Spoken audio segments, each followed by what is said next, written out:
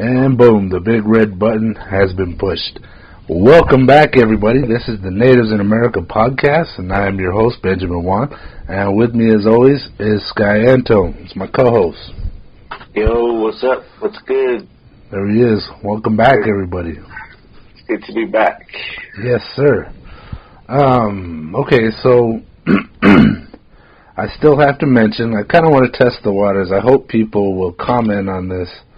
I've been kind of rolling around with the idea of talking about missing people.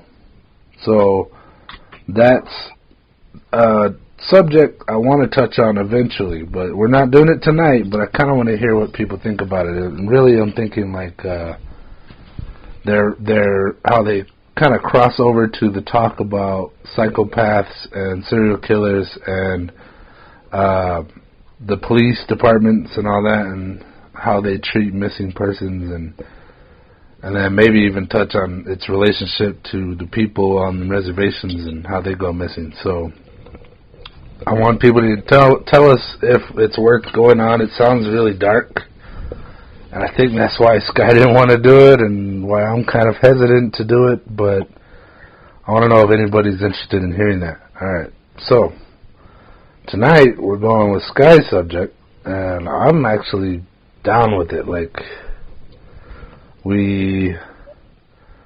are you ready to open up on this before I? Oh yeah. Okay, so I think I'm down to do it. It's just now almost think we should gather some hardcore statistics and stuff about missing people. Okay. Yeah. I'm not even getting down on your idea of what we're going to cover tonight, but I'm like, man, I want to do it. Like I wanted to table it for a later episode. I'm going to send you links to stories by Mr. Ballin. I put him in our videos the past couple times, and I think we should all look into it. Maybe we'll kind of, you watch the same one, I watch it, and then we'll come and talk about it like an article. Alright?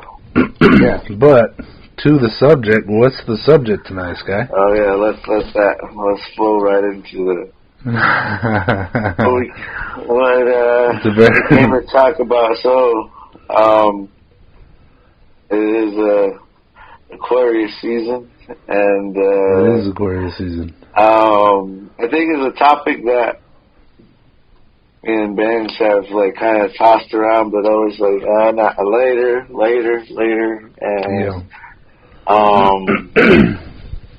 and we're not even gonna get in depth of the full all the signs, because I think really I just wanted to kind of talk about it, because I really don't know how you feel about horoscopes. But I guess myself, there are points in my life where I'm excited to read it in the morning, and then there are times when I've ignored it, and then suddenly now I'm like, I want to find the right source of horoscope to hear what I want to hear. Yeah. And throughout that time, sometimes it's just something to throw around, like to pass time, growing up, with my mom. I just would always be like, what's the horoscope today, Yeah. Looking at the newspaper, and so, and then there was a point in my life where it was like, I didn't want to read it. I didn't want to read it because I already had the horoscope in my head. So it wasn't like, it was almost like a distraction of what can really happen. Because it was almost like if you're reading it, you're kind of buying into it and you're stuck to it. But I don't know. So I guess how do you read your horoscope, like daily or ever, or? There might have been a time where I would look into it just out of curiosity, but like you said, you consider the source.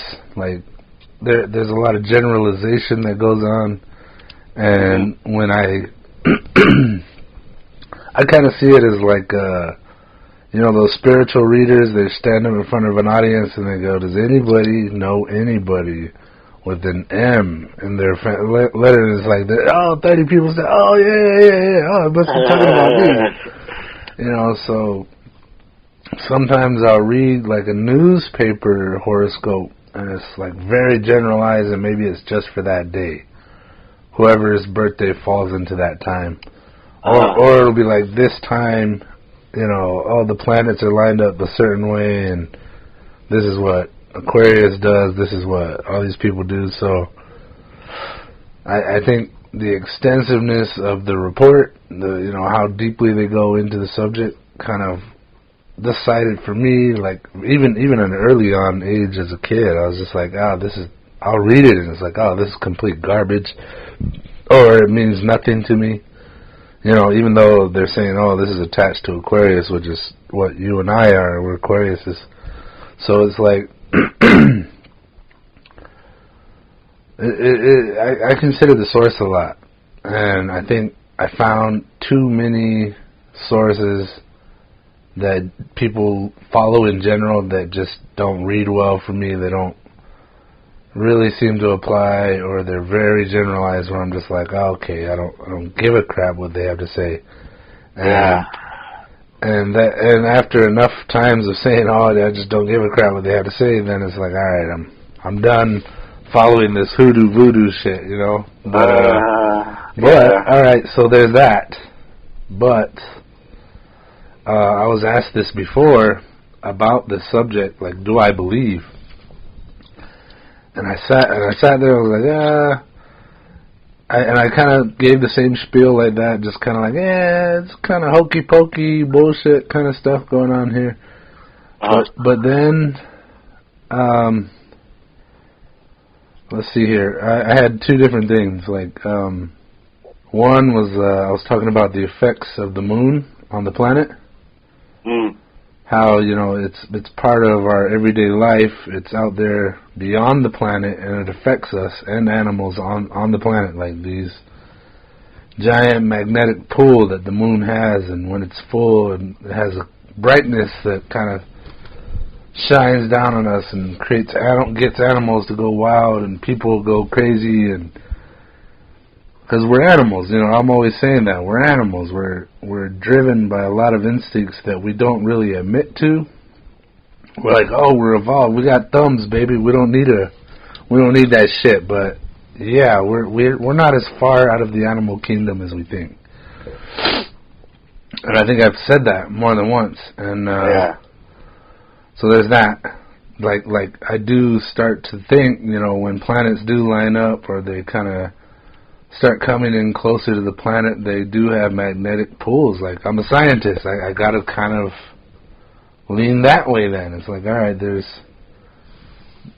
something to our planets lining up and magnetic fields and how it affects us, because supposedly we're pure energy, So why wouldn't our energy be in flux, when the planets align, or when the moon's out full, and different seasons, for different people, it starts to make sense. And you go, which fortune teller do I call? The one that charges 50 cents an hour, or the dollar one, or somebody who doesn't give a crap about that, and they're truly out there to affect the world and the people who listen to them. So there's that, all right? So there's my kind of science-y, we're animals, magnetic fields kind of thing, must be something to that. And then the other side of that coin for me, I met this dude, like my cousin came to get me when I was in D.C., but she had like the family with her mom, and like they had a full car, and they're like, hey, would you ride with my boyfriend? And I'm like, I don't know this fucking guy. Like, this is a long trip. It was like a 4-hour trip. And I'm like, I don't know this freaking guy. Yeah, well, I don't have a choice. You came and got me. Like, I'm here. Let's go for the ride. I'm going to go for it. And it was just me and him in the car. And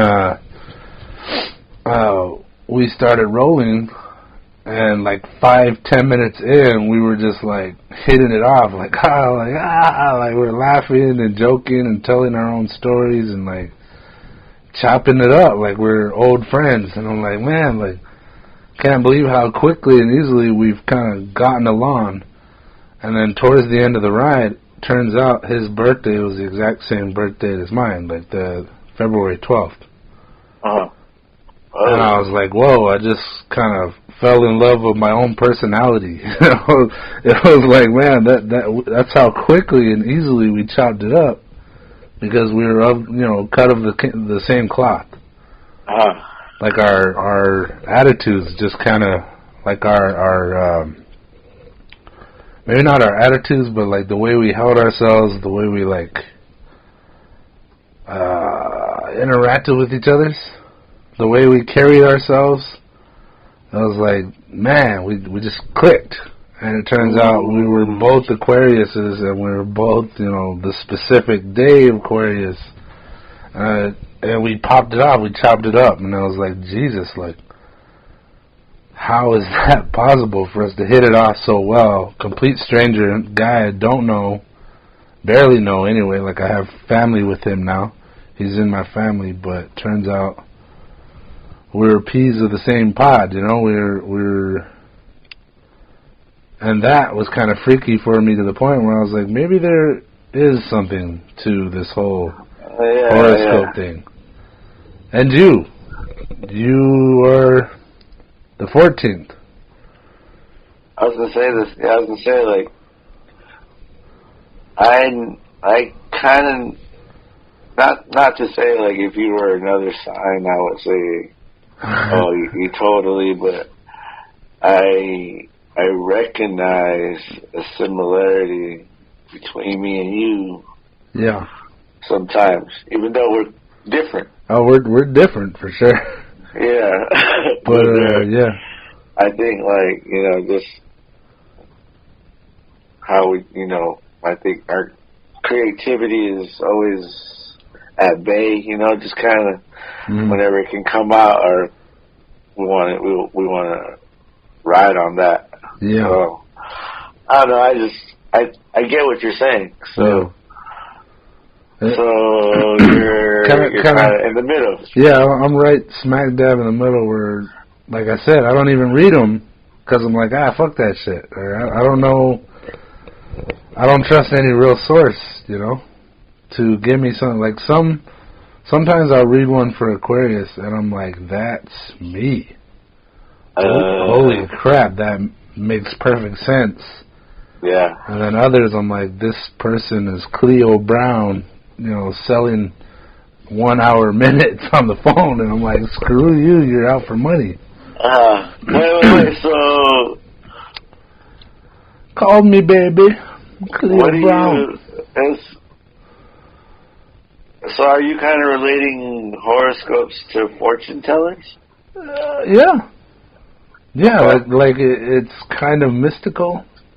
There's a little bit of I don't want to say Makai stuff to it, but it's like there's a little bit of magic kind of to it. And I'm able to say and admit that scientifically sometimes crazy stuff happens and it can be scientifically proven, and it's like, or not proven, and it's magical. It's I think we did an episode on magic, which I don't even know if we released. I think it was in season 1. I want to say we did, but yeah, we did. We did. I can't. Well, I don't remember what happened or came of it.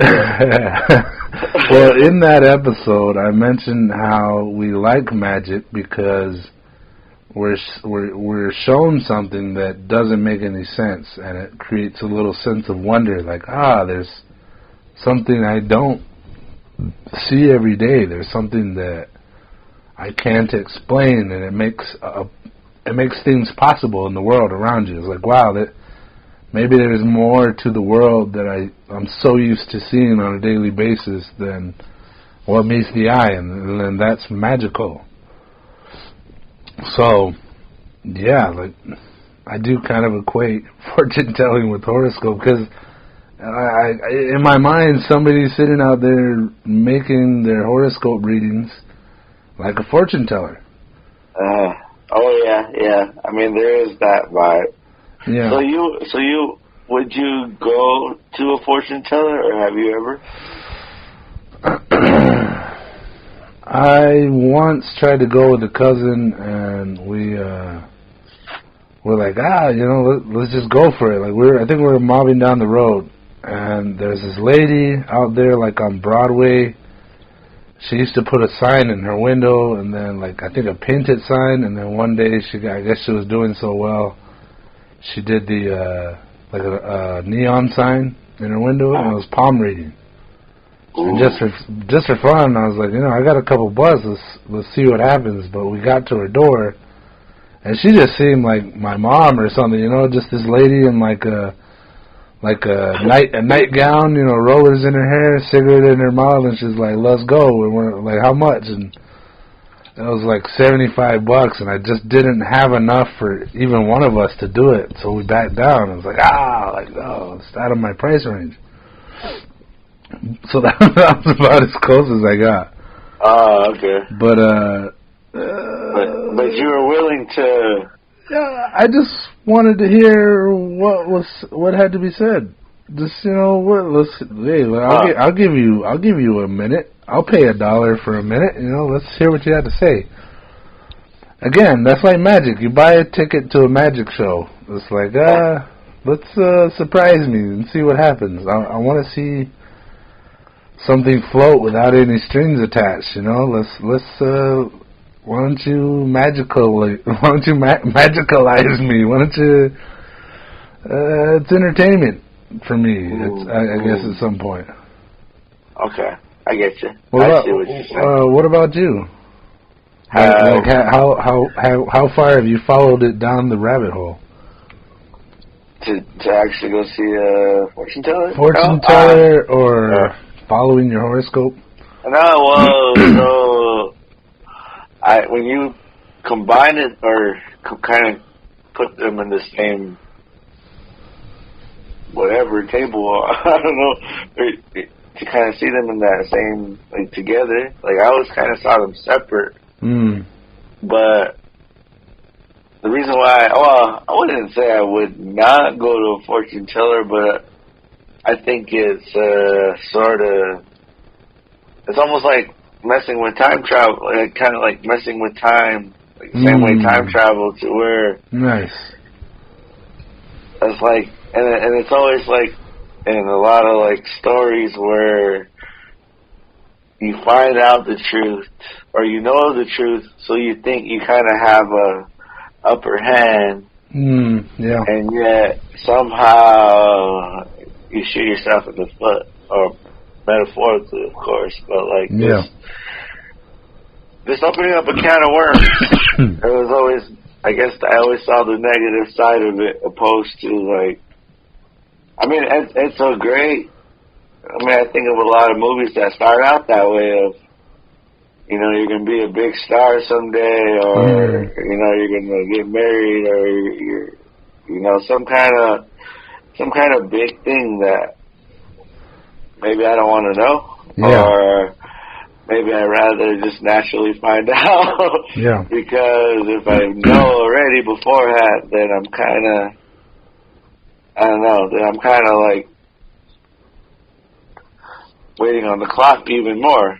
Yeah. So there's just certain, it's mystique, because, like you say, it could not be true. It could be just, just taking your money or something, or, yeah. I don't know, there's just a lot of, it doesn't usually end that well, at least in my studies, but, I never thought of it to where, because sometimes I'll read my horoscope and be like, yeah, that's kind of what I got to do right now. At least, like I said, like I have to. I like this one on Twitter, and usually it's pretty like it'll throw in some like good quotes or some historical facts. So. Oh, okay. So there's always that's what I like about that particular horoscope. But like, there are some corny ones where I'm like, that's not happening in my life. That missed me. Because as you were talking, I was thinking of this one, and I think this is what it was that day. But one of my first auditorium college classes was Psychology 101. Oh, shit. Okay. And there's this, I don't even know if this is the exact one, but it says the Barnum effect, where there's statements that are the way that they're written out, and you see them, and you think it applies to just you. You feel like it just applies to you. And yet, it really is a general statement that just kind of, a lot of people are going to feel it applies to them. And I just remember reading this statement, and like everyone was reading it, and she had it like on the big screen, and it was just all these, it was like a description of somebody, and then the whole auditorium, the teacher was like, how many of you felt like this was related to that? And then, like, mostly everybody raised their hand. It was just like how it was written out, and so like I'm gonna read a statement right now, and it says, like, these are just examples. Like, you can be overly harsh on yourself and very critical. Okay. So like I think sometimes I'm just happy to get a good statement that can put me in a good mood, to sort of, maybe that's not happening generally, what they're saying in the horoscope, but it kind of sort of applies. Yeah. In a way, so, sometimes I'm disappointed with the horoscope, like, damn, that sucks, or I don't see that happening, but, so there is sort of this hit and miss sometimes. So yeah, I guess it's been a pastime to where I still pay attention to it, but there's a lot of things I could say that discredit it. Yeah. Well, oh yeah, here we go. That's what I was gonna bring up. You just listening to you describe how you would approach a fortune teller sounded very scientific. And I tell you all the time, I don't always get that feeling from you.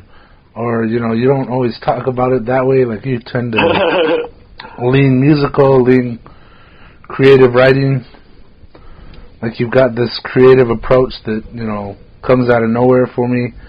But to hear you approach a fortune teller so scientifically, I was like, man, sounds like me. And, we're Aquariuses, so I'm like, all right, what, is there something to that? I had to throw the question on there, is there something to that? I'm also kind of, when you were talking about putting them into the same circle, horoscopes and fortune telling, you were describing how you didn't like that they were separate, and I was thinking about a mentalist. I don't know if you remember the show The Mentalist. I remember seeing the title. That's good enough. I don't think I ever watched it. I'm going to read a definition. Alright. Mentalism. Let's see here. Mentalism is a performing art in which its practitioners, known as mentalists, appear to demonstrate highly developed mental and intuitive abilities. Performances may appear to include hypnosis, telepathy, clairvoyance, divination, which is like you're divining words from beyond, precognition, psychokinesis, mediumship, mind control, memory feats, deduction, and rapid mathematics.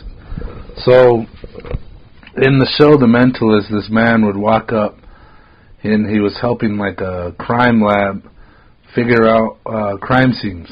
And usually he would read the people and the rooms, and he was so quick to figure that out that he could figure out the crimes quicker than the police could. Mm-hmm. So, in a way, I kind of think that the group storyteller, the Cleo Brown or whatever, the psychic, they kind of fall in that category. They listen to somebody's words and they think about how they're dressed. They look at their faces, they look at their clothes, how they take care of themselves, and then they listen to the responses, and boom, they turn in this huge story that sounds plausible, and it's based on what they see in this person. So it sounds like a racket, right? So, what I was wondering about your hesitation to put those two things in the same category.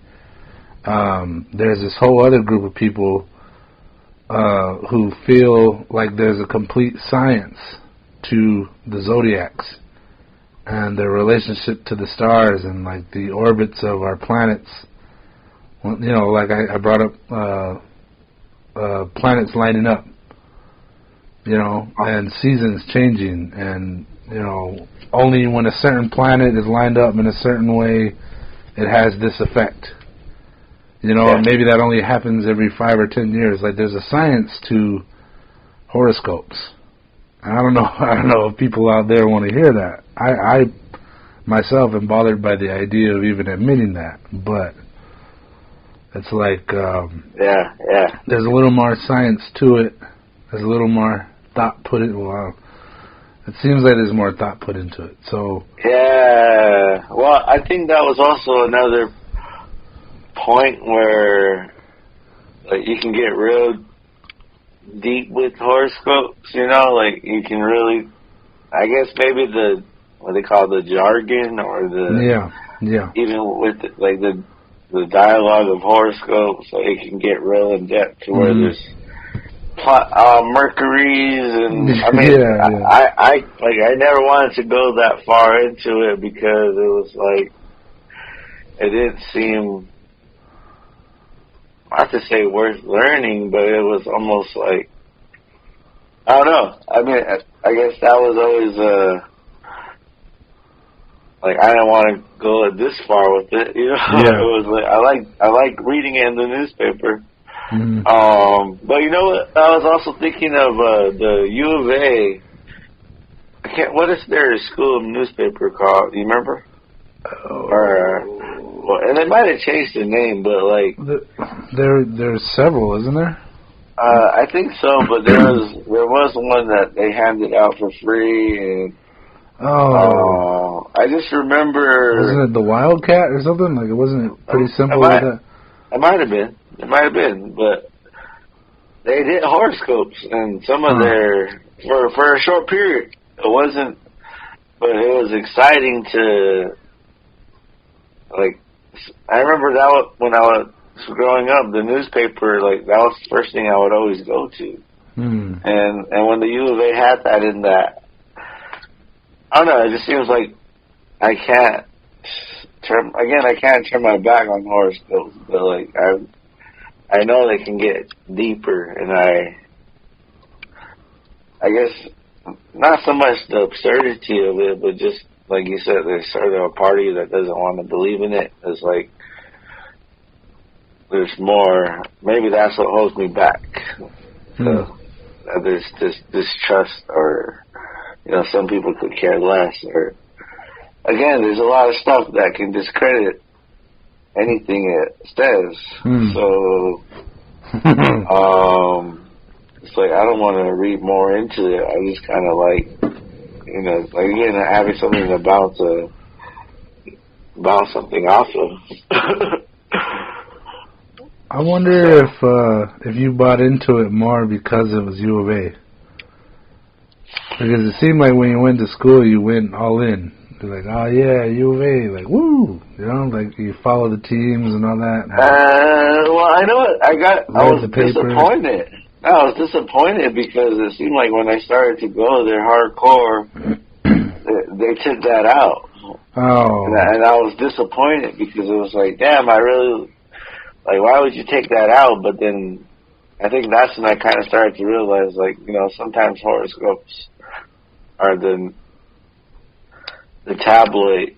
In a weird way, Yeah. So, like, that's something that it would cut in a magazine or a newspaper, something that could not be true to some people, or I don't know, like someone could say that's not true. Mm-hmm. So maybe that pointed it out to me that it's not really like there's a reason why it's in the back of the newspaper. It's not front news and shit. So maybe that was like made me realize the importance. Like it's not like a person could go on living life without ever reading their horoscope. Yeah. Right? Yeah. Well, I do.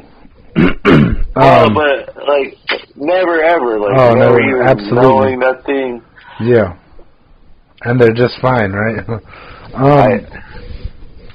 Yeah. Whenever I come across somebody who's real deep in that stuff, they're like, oh, I go, hey, you want to go out? They're like, oh, I can't today because, Jupiter's in its fifth pylon and, it's not my season. I gotta wait until June or May because that's my peak season for activity, and my horoscope doesn't say I should go out right now. And that kind of guides their whole life. And when I hear stuff like that, like my eyes roll into the back of my head. I'm like, oh God, like I start drooling, like, oh no, I'm not interested in this fairy bullshit. Like, get the fuck away from me. Like that's kind of the feeling I get when somebody goes hard into the paint like that. They're like, they buy it in so hard that it runs their life. And, and I don't know, maybe they're better off for it, but when I hear it, I go, oh God, this person. You're draining my will to live right now, kind of stuff. Well, you have no interest in what they've learned about that. And I think that's what I'm saying, like, I can't unlearn that stuff. Yeah. So I kind of just, I think I can just kind of, hearing it, I can kind of generally, because sometimes the one I read now, sometimes it will throw in some of that stuff where it's like, your house is in the fifth element, or Jupiter is around the corner or something. Just kind of Mercury's in flux or something, some kind of shit where this is gonna. Shit's about to pop, man. Just hold on one more day. With the Claudio, but try to avoid the Capricorn right now. Yeah, I think I mentioned this on another episode, but I always remember this one show on I think it was on Telemundo. It might have been Univision. But it was like a match. What do you call those? Like a love, or the match show where they like people have a chance to like date somebody, or there's a person that gets to pick and they based it off of signs. Oh, okay. The Aquarius signs. Yeah. Compatibilities and whatnot. Yeah, and it was interesting because it was. Man, but again, it was in Spanish too, so a lot of times I didn't understand, but it was a lot. It was good enough to just watch. Yeah. But sometimes, some people are really looking for a Gemini, Yeah, okay. There's some people really trying to stay away from Virgos, some people really read into that and you're a Cancer or you're a Pisces, it's just like, there's, sometimes there's like, because you're this and I'm this, we shouldn't even be. We could never be. Already kind of setting that we're not supposed to work together. So there's that kind of limitation too, to where to where you can't take it that serious. To where I don't know. So I guess I have a lot of beef with horoscopes, to where I don't know if I really believe it or if I maybe just read it for Pete's sake. Yeah, for the entertainment value. Mm-hmm, yeah. Like I said, meeting the homeboy, my cousin's dude, Preston, he that was the kicker for me. It was like, crap, maybe there's something to that. Mm-hmm. Like, I keep thinking about the final scene and like this huge battle between good and evil, and at the end the bad guy or maybe even the good guy's like, hey, we're not so different, you and I. And it's like, what are you? Oh, you're a Virgo? Oh yeah, cool. Like, hey, let's go get a beer. Like, all right, like, we're not so different, you and I. So I'm listening to the things you're saying, and I'm getting this like, yeah, like, yeah, you're nailing it on a lot of points, and it's like, okay, maybe there's something to that. Maybe I do enjoy listening to a fellow Aquarius talking about this sort of thing. So, or is it just because the title? What title are we talking about? I guess the brand of Aquarius, to where you've appreciated the title, to where I rock the title, to where rock on, Yeah. Now I'm just thinking about that song, when the moon is in the 7th house and Jupiter aligns with Mars. Aquarius.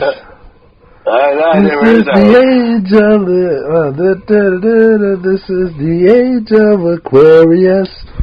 Age of Aquarius. All right, terrible city. I've never heard that one. Are you serious? I remember there was a band that they titled their album Aquarius, but like that was. It's the song Age of Aquarius or House of Aquarius, it's something like that. They did like this weird cover of it on the end of the 40-Year-Old Virgin. And bro, if you haven't even heard that song, like, you'll probably recognize it the second you hear it. Like, it's like this really old band. Okay. I want to say they were the Monkees, but maybe that's even too old right there. Look it up. Well, look it up. Put this on your little notepad there and look it up as soon as this is over.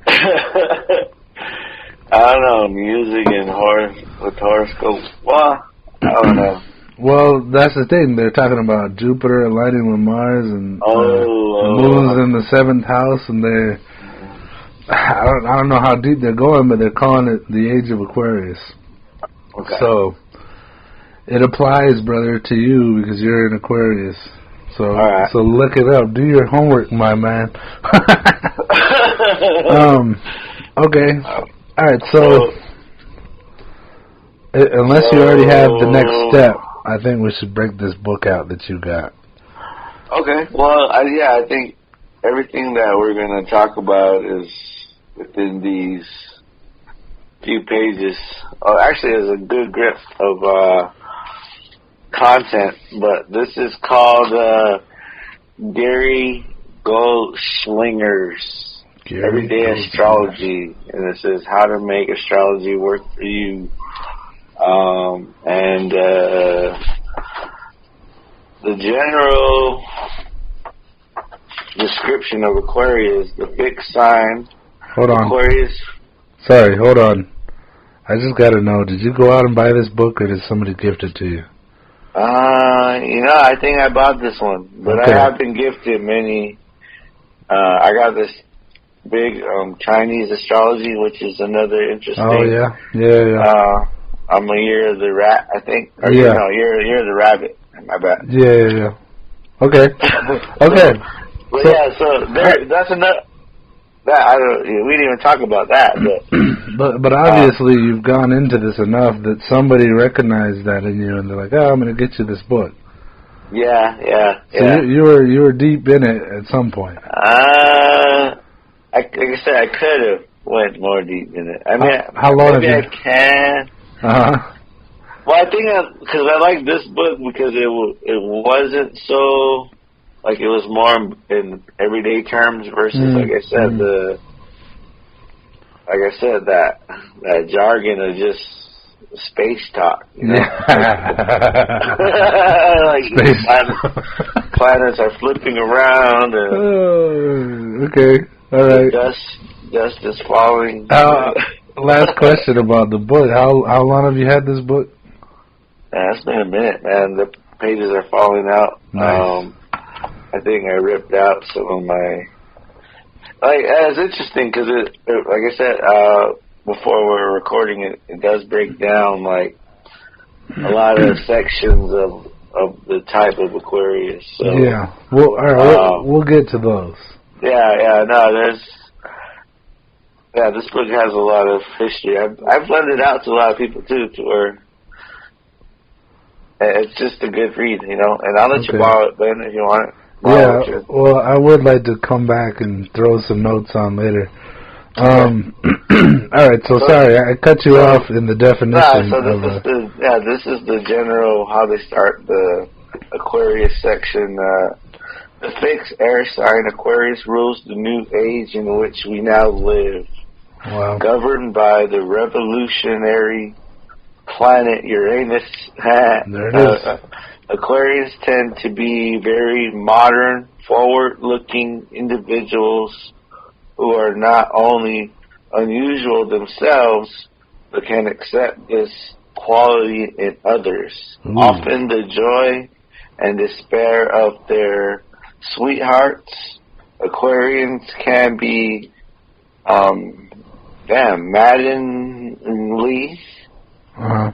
maddeningly unstable and cool, neglecting human feelings and making enduring relationships with them difficult. Yeah. Their fascinating qualities and quick minds attract people who often seem willing to overlook or forgive their wayward tendencies. Jesus. What do you think? Do you think there's some truth to that? Is there more to that? Are you stopping at a point? That's the intro of the book, of the section of Aquarius. Bro, you were strumming my pain with his fingers. You're pulling my heartstrings here. I mean, I'm not the perfect person, and I think a lot of people have letting me slide on some things, so I relate to some of that last part where killing me softly with his song. Like I said, you don't want to believe it, then something like that to where okay. Yeah, you're just sitting there like, no. So you think that statement is semi-true? Well, relationship-wise, I'll touch on that one. And looking for and accepting the intricacies of people, the abnormalities, and I don't know what the words they use, but the eccentricities and the maddeningly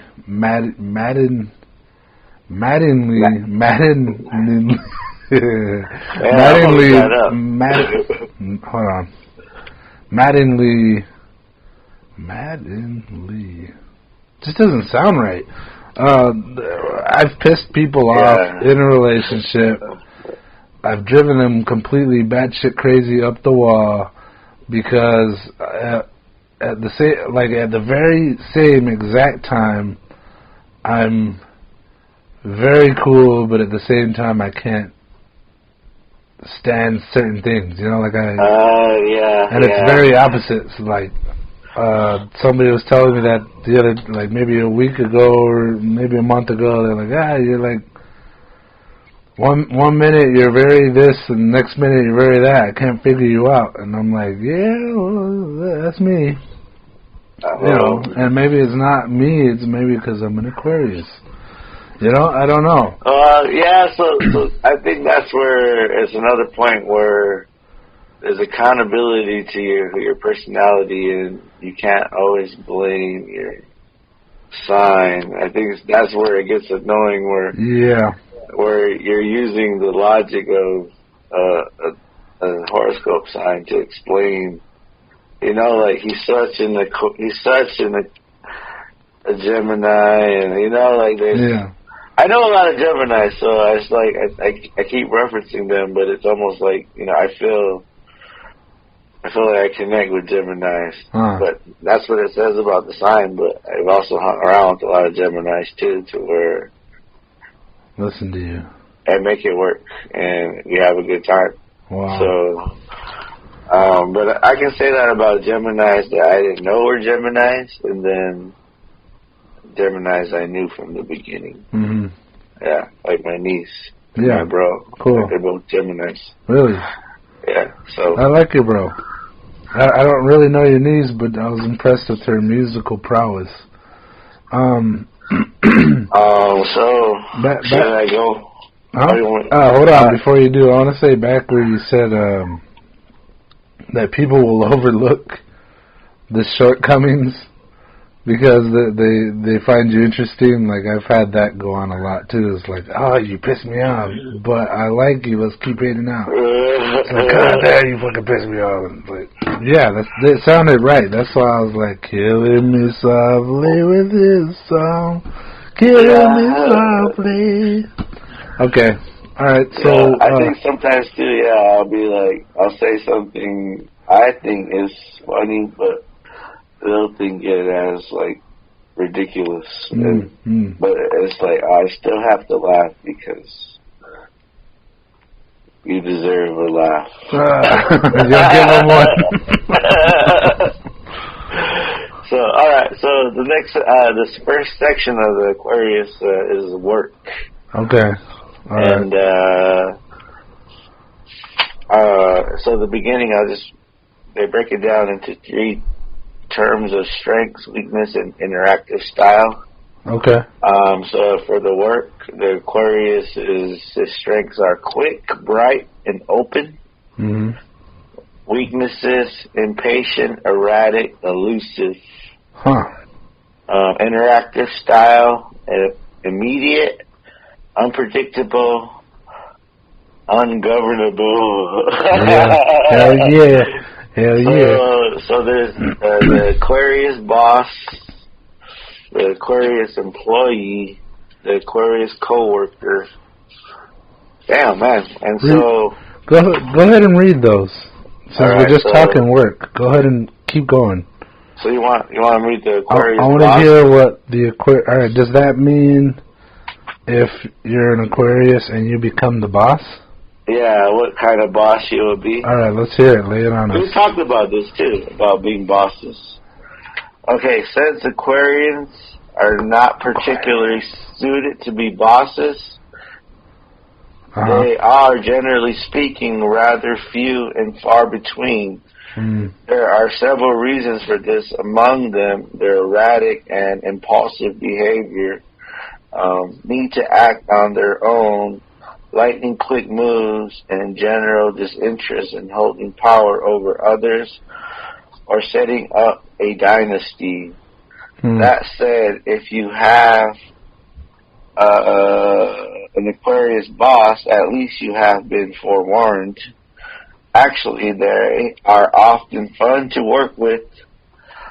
But when you when you can't catch up with them and treat their employees quite generously, their impatience is legendary.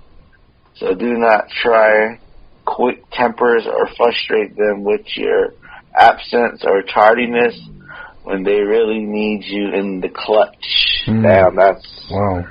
That last statement hit me because, I don't know. I wonder if that applies to your coaching. I was just saying, like, is a boss a coach? Yeah. Supervising your. I don't know. Yeah, I always had a hard time saying that. I always say, like, I'd rather be called a facilitator. Yeah. Coach. Well, I became a supervisor.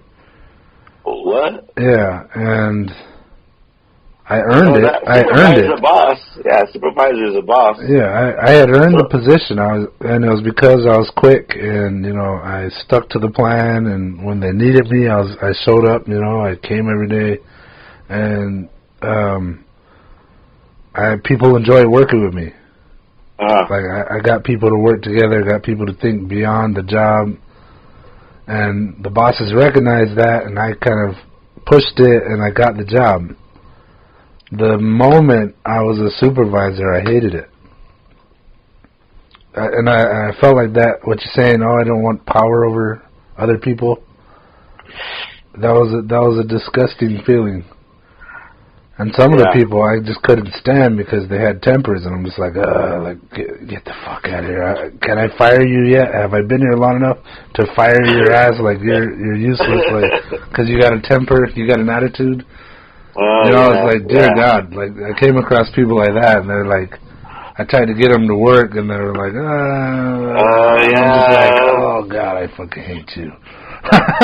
And and I like what it said about setting up a dynasty. That I'm not interested in that, but like people who were there from the beginning, forever in the position of supervising, they're trying to go the long distance. Yeah. And once I became a supervisor, I couldn't stand it. I felt useless. I was like, I want to go, and being a supervisor is like, you got to do the paperwork. You got to find the right time and make it, you got to work around the rush hour of the job. I was like, we got a big rush, so we need all hands on deck. And nobody was all hands on deck, and it was driving me nuts. And it was like, I hated it. I could not stand it. And I felt like I was of more use as an employee than as a boss. And like I would have preferred to have continued doing what I was doing. I felt more useful being able to like be a clutch man and jump in and solve problems. And you would think, as a supervisor, that's what we need. But no, not me, or apparently not an Aquarius. An Aquarian. You almost have more freedom doing work under a boss. Opposed to when you have the boss position, you got to play by another set of rules that that weren't there before. Let the bosses toil over this crap, and I'm going to be on the ground floor making shit happen. Yeah, get things popping. Yeah. Wow. So maybe there's something to that. There is some. I think there is, but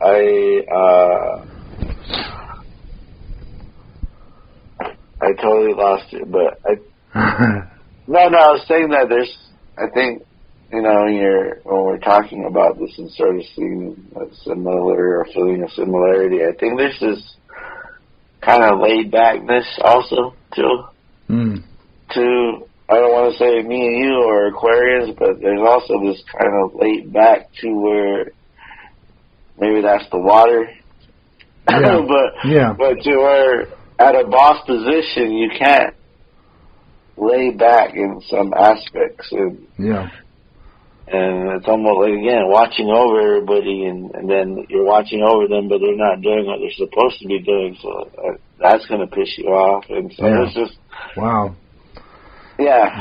This book is strumming my heartstrings again. So you wanna read what about the Aquarius employee? Yeah. Damn it! I had something to say. Yeah.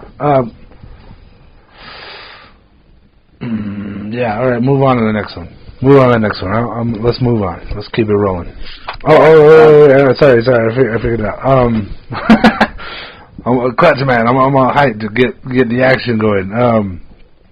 Air sign. I've been hearing that a lot lately, and Aquarius is holding water. You know, it's water. Aquarius, aqua. And, and they call it an air sign. It kind of bothers me. But maybe you can go back and read something like that in the book later. Why it's an air sign and not a water sign. Oh yeah. But that I just wanted to make a note of that right now because it doesn't make sense to me. But there's water in the sign. Yeah, definitely. So I usually see it as like this, goddess or something holding this giant pot and they're pouring water out like a giant vase and they're like dumping it on and it looks like a waterfall and it's like it just screams water to me and then they call it an air sign. So I think that's just the badassness of Aquarius. Aquarians, we just take on all that. Hell yeah. We span two of them, huh? Alright, let's hear the employee. Alright, so the Aquarius employee, also the strengths are interesting, fun, individualistic, weaknesses, peculiar, strange, ungovernable, interactive style, lighthearted, friendly, accepting. And so the statement is, the more unusual aspects of the personality of Aquarius employees can remain an ever more interesting subject of study for their bosses. Aquarius employees have their own peculiar way of doing things, and once they get into the groove, it is difficult to dislodge them or teach them other methods. Furthermore, Aquarians in general have a big rebellious streak. Consequently, employees born under this sign do not always take orders well from higher authorities, resenting being told what to do since they are usually have a better approach at hand. That said, Aquarius employees can bring fun and lightheartedness to any group, and they prefer things go smoothly without hassles. Yeah. Jesus Christ. So... Gary Goldschneider? Astrology? Gary Goldschneider. Goldschneider. Goldschneider or Goldschneider? Schneider. Oh, okay. I just saw Ghost. I just said that. But alright, so I'm curious alright, first of all, does this sound like you? I hate to say it, but there's this negative voice I have to block out when hearing someone of higher authority tell me things. Sometimes, and that is because, I always think it's, again, I'm not blaming the Aquarius side, but I always think it's because of my parent, my mom, the way, our structure of, how I was raised, and just, I always had to just put up a fight, or not even put up a fight, but I think it was more a verbal, we really went to court, battling, and it made us stronger in the long run, but when someone's telling you something and maybe it's you're not wanting to do it or how they want it to be done, again, it's very similar to what the fucking shit said, but Jesus. It's I don't want to do that, Yeah. So, but I also think that's just or something I know again, like, we're not perfect, and maybe that's a negative quality I have to work through. And I'm bearing my soul right now. It's like not something I'll say. I'm not like, I don't like what you're telling me, but I can feel it just kind of come in and just be like, I don't think you like that, in my head. Is that, what, does that resonate? Mm-hmm. Yeah. This last job I had, I already knew I didn't like being a supervisor, so I never went after it again. And that whole thing about us being peculiar, like the weakness, it wasn't really a weakness for me per se, but it meant that some people were like, who the fuck is this guy? Like, like I would rub some people the wrong way, and it was because I did things my own way. And like the whole spunky, like bringing some kind of fun to the table. Yeah. I often had my supervisors coming to complain to me. Like, because we agreed so much on a lot of things. It was like, this fucking company, and they come and start bitching to me about their own supervisors, and it was because I felt the exact same way. And half the time, I would have some bosses that would come by and they go.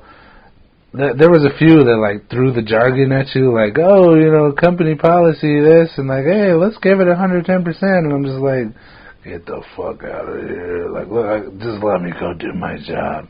Like this dark voice, like, I don't care what you have to say. I don't like you. Like, like you don't. You're so unreal to me that I don't care what you say. Like, I don't care if you're my boss. I'm gonna go do what I'm gonna do because I know it works. I know it works better than whatever it is you're trying to plan on doing.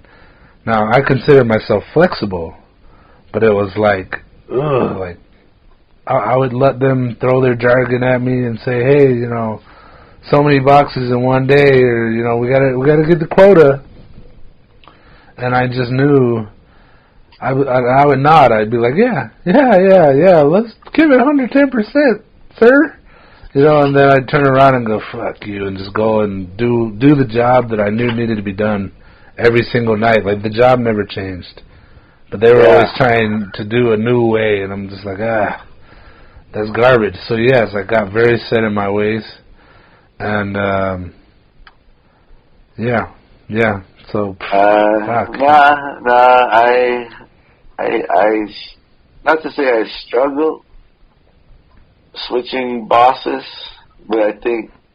Well, all right. Well, let's put it this way: the bosses that figured out that if they let me just run it, the ones that figured that out, we were very tight and close.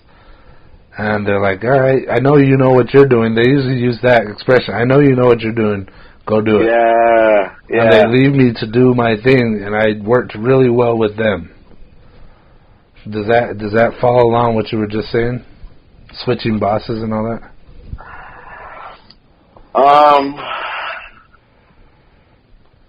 Yes, but then I also think, like, depending on the job, like whatever the goals of the job is, sometimes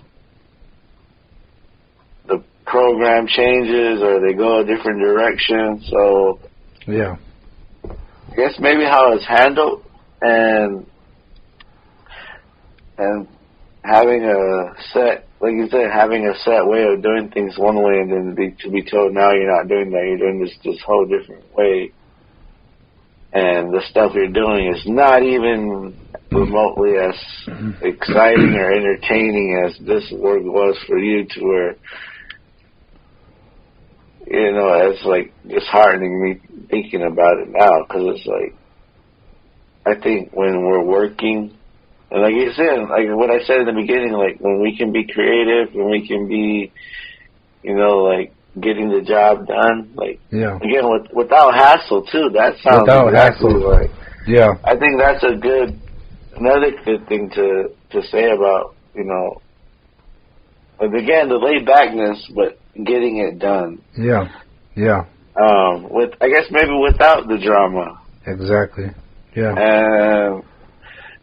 And so, like, maybe if something were to change and fuck shit up, the drama would just start. Yeah. I can just see that. Yeah. Maybe the ungovernable or the... Yeah, that hit home hard. I don't want to think like that, but it's sort of true. It seems inflexible, and I consider myself very flexible for a job, but, you know, can't, what is it, like you can't, an immovable force or an unstoppable force comes up against an immovable object. Yeah. Like I'm set in my way by now, like, I'm not going to change it for you. Yeah.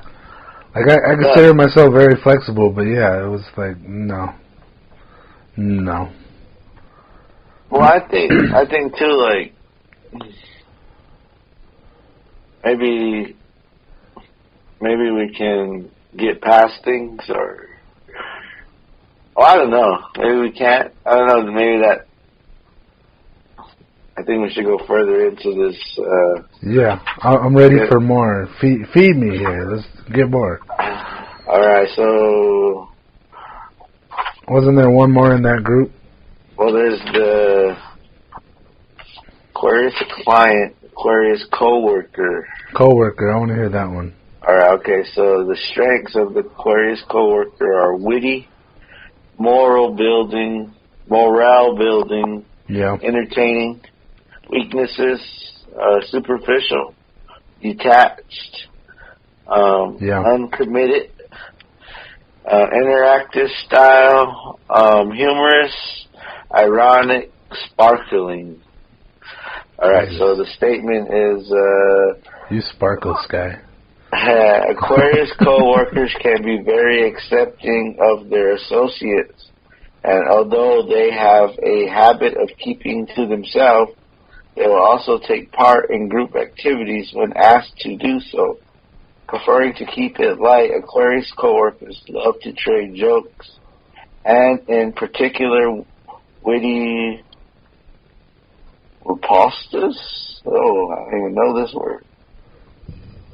Spell it. R-I-P-O-S-T-E-S. R-I-P-O what? O-S-T-E-S. Riposte. What the fuck? Let me look it up. Or one-liners. Riposte. I think I know what it's getting at, but I want to double check real quick. So yeah, also that shows off their verbal abilities. The sparkle of an Aquarius coworker can come to be highly valued by all in the group, since it lifts spirits and raises morale. Although Aquarius coworkers can be counted on to do their fair share of their task at hand, they will not usually seek overtime work for extra pay, since they value their free time so highly. Yeah. Wow. I like that it said superficial. As soon as it said superficial, I was like, oh no, that can't that can't be right. That sounds really negative, because I don't consider myself negative. But when it came time to get into a group, like my last job, I loved it because they left me alone. I was outside and I worked by myself. And like I didn't have to, hey, can you do this? Or I didn't have to depend on anybody. It was like, boom, I'm doing it. I got this. You guys can be inside the store while I'm out here getting shit done. But every now and then they'd have us come back together, do a catch up, whatever. And I'd be, I'd just be throwing jokes and bumping shoulders with everybody and just talking shit. But like, really, I couldn't wait to get out and be by myself again. Yeah. So, damn. Yeah, I guess that's superficial. Like, I put on a little bit more of a smile, but I couldn't wait to get back outside. Wow. Huh. Damn. I can, like, I enjoy group stuff. Yeah. I mean, I run group. I try to make it fun, but like me in a group, you know, I guess I do try to keep it lighthearted. Mm-hmm. I mean, I can relate to that, but I think too, like, generally find the person you get along with, or, you know, try to find someone that you vibe with, or so I guess maybe hearing that from this, like, the coworker, like, I never asked somebody, like, or maybe I've never worked with another Aquarius. I mean, not that I could think of, but it is always sometimes interesting to be. I haven't really done that in my new work, but at my other job, I kind of knew everyone's sign, and it kind of did help, like, navigate. Like, Sagittarius is, like, apparently that's most compatible with Aquarius, so, I remember there was a Sagittarius at my last office, the last job, and I got along good with them, like, like, it just, out of everybody in the office, it was like, this naturally, the humor, like, where some humors don't always click. Yeah. I think it's like that. Sometimes I think that's right on the money. But then other times I don't, because, like, I don't want to, again, fully give into that. But, again, like, I guess I pick and choose certain things. So, I relate to this, but I kind of, I don't know. It's weird hearing it from that point of view. Yeah. I like to think I don't fit in a box, you know? Yeah. But to hear so much kind of hit home, I'm like, fuck.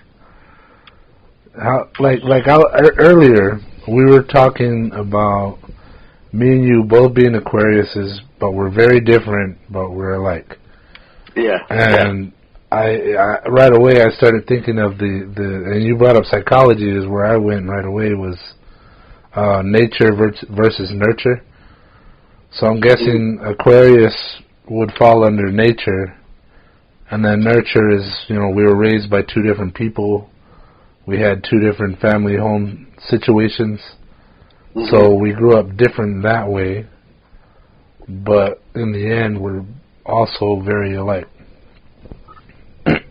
And opposite. Like, I think that's why we do so well in this talk, in these conversations, is because we have different perspectives, but at the same time we can agree on a lot. Yeah. So I think so. I kind of think this whole nature versus nurture, like,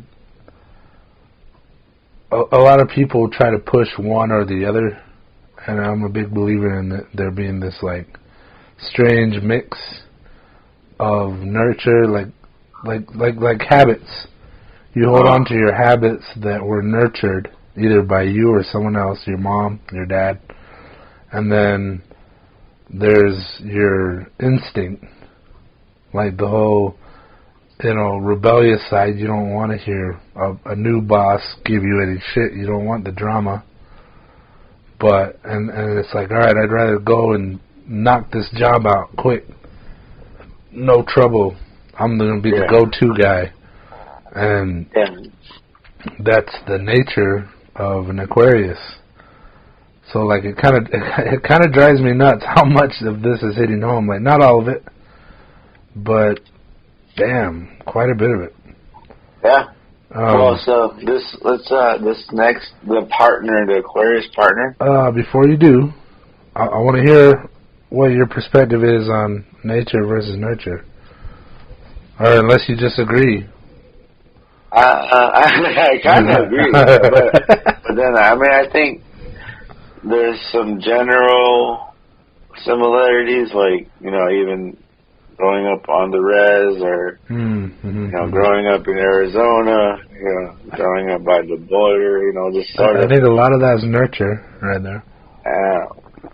So there's a lot of things that are just set in where we're at, but then like our interests in what we read, or what you read and what you liked versus the directions I went, like we're we're not the same, but we're the same, Yeah. So again, I think it's appreciating the laid backness, but also the eccentric wildness that can come out. Yeah. If in the right setting or in the wrong setting. Yeah. I think that's what it is too. We're kind of, there's a little bit of unpredictableness. Yeah, and peculiarity. Yeah. Very peculiar. Before you go on, I'm kind of curious about how much environment, like an Aquarius, same age, all that, growing up in Arizona or Tucson versus somebody in New York City. Like how much of the similarities would still play through despite the incredibly different environment. So like we're out here in the desert, or we grew up in Tucson or Phoenix. You did a lot in Phoenix, I did a lot in Tucson, and then we both did Tucson. We grew up on the res. And then I wonder if somebody who's an Aquarius up in New York, say they came from here, but they grew up in New York. I wonder, just scientifically throwing it out there, I wonder how different we would be. Yeah. Okay. Almost might be a cool science, like a study, to get signs, but from different areas to see the similar are just, I don't know, like what you're saying, how I fully don't understand it, but kind of do nature versus nurture. Different area codes. But then, like I always think too, like if maybe I stayed in the womb for a few more days.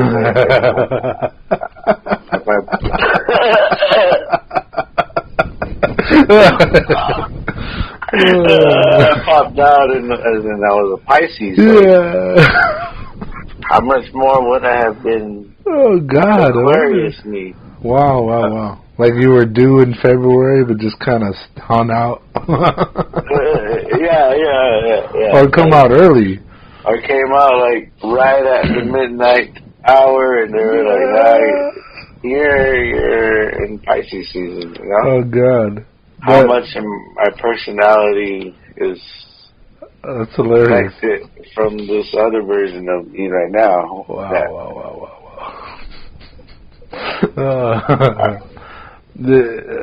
It's food for thought. I hope whoever's listening goes back and thinks on that one. I mean, jeez, I don't know. I'd like to see the study on that. A preemie baby. Yeah, because I think they're all, like, in some way, they're all kind of related. Like, especially too with how the calendar works and how how there's days not there some years and there are the other years, and it's just like over time all the days have been on all the places. Well, have you seen the like if you got the computer in front of you, look up the compatibility chart for the zodiacs. It looks like a freaking multiplication table, and if you kind of really look at it like a pulled back perspective, there's this slant of information, like the compatibility, and it goes at a slant across the table, and it kind of hits every group, but for different reasons. And I found that interesting. I think it kind of goes with what you're saying. I mean, I think of like old married couple that yell at each other, just fight and argue, and then somebody that maybe there's no arguments. It's just But then again, it's like some of us, that's just how we talk. Yeah. So I don't know if that's a different thing, but that makes me think of Bill Burr. Yeah, he's got like that real Irish kind of bro going on, and he starts talking, and his girlfriend's always like, "Why are you yelling?" And he's just like, "This is not me yelling, sweetheart. This is how I talk." And he's talking all loud and aggressive, and he's all throwing his points out there, and they're like, "Why are you yelling?" And he's like, "I'm not yelling, sweetheart. When I'm yelling, you'll know." You know, and okay, all right. Let's move on here to let's hear about the Aquarius partner. All right. So the strengths of the Aquarius partner are lively, zestful, individualistic. Weaknesses: unpredictable, impulsive, erratic. Interactive style: friendly, versatile, energetic. So Aquarians can bring life and zest to any business partnership. However, they will have to be watched carefully since they're, this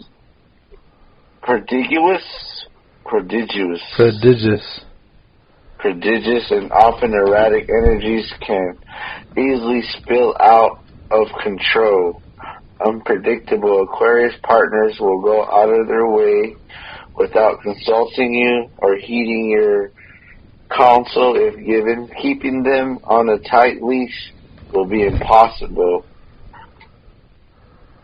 The next best thing is to schedule weekly meetings that can let them know of your expectations and give you some advance warning of their intentions. Both detailed and global discussions are recommended in the course of such meetings. Jesus. Yeah, that makes this sound like a problem. You know?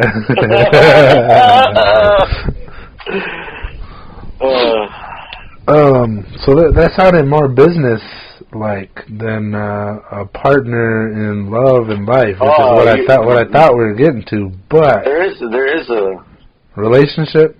Yeah, there's a first date. Aquarius. Oh wow, Jesus! All right, boyfriend. This book goes hard then. All right. You want to go into the love section, or this is the work section? We're still in the work section. Yeah. Okay. How much of the work session still exists right now, in there? There's the Aquarius competitor. Okay. I don't mind skipping that if you want and go straight. Well, just name off the next couple of titles and let's see if it's worth continuing in work. Well, that was pretty much the last one. Oh, well, I still want to hear the rest of the partner, but I'm itching to go to relationship now because I was expecting it. So, so finish up partner. I mean, that was pretty much it. I mean, there's other subcategories, but I'm just reading the top ones. Huh. That does sound like it'd be a problem. We're partners in this podcast here, but since we're both unpredictable and we both sparkle, I sparkle like a motherfucker. I practically glitter, my man. You shit glitter. Oh shit! Okay. All right. All right, hit the relationship. I think we can move on to that. I want to hear it.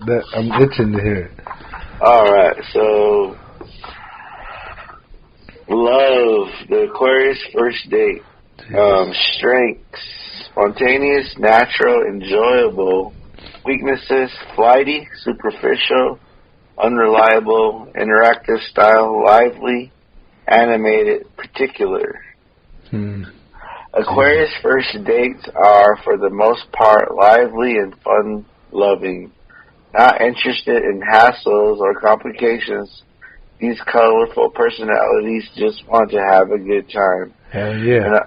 An opportunity to get to know you better, and possibly deep involvements lie somewhere way down the tracks. To stay on the rails with Aquarians' first dates, you should have a few choices of restaurants, bars, clubs, or concerts for them to pick from.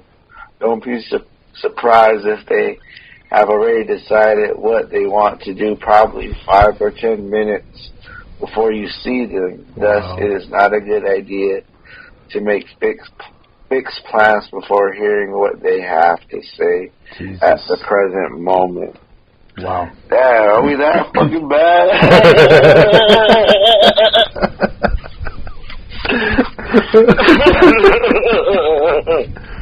Oh, shit. That sounds like a toddler, yeah. Oh, fuck. I'm crying over here. Okay. You want to take that one there, Sky? I mean, I think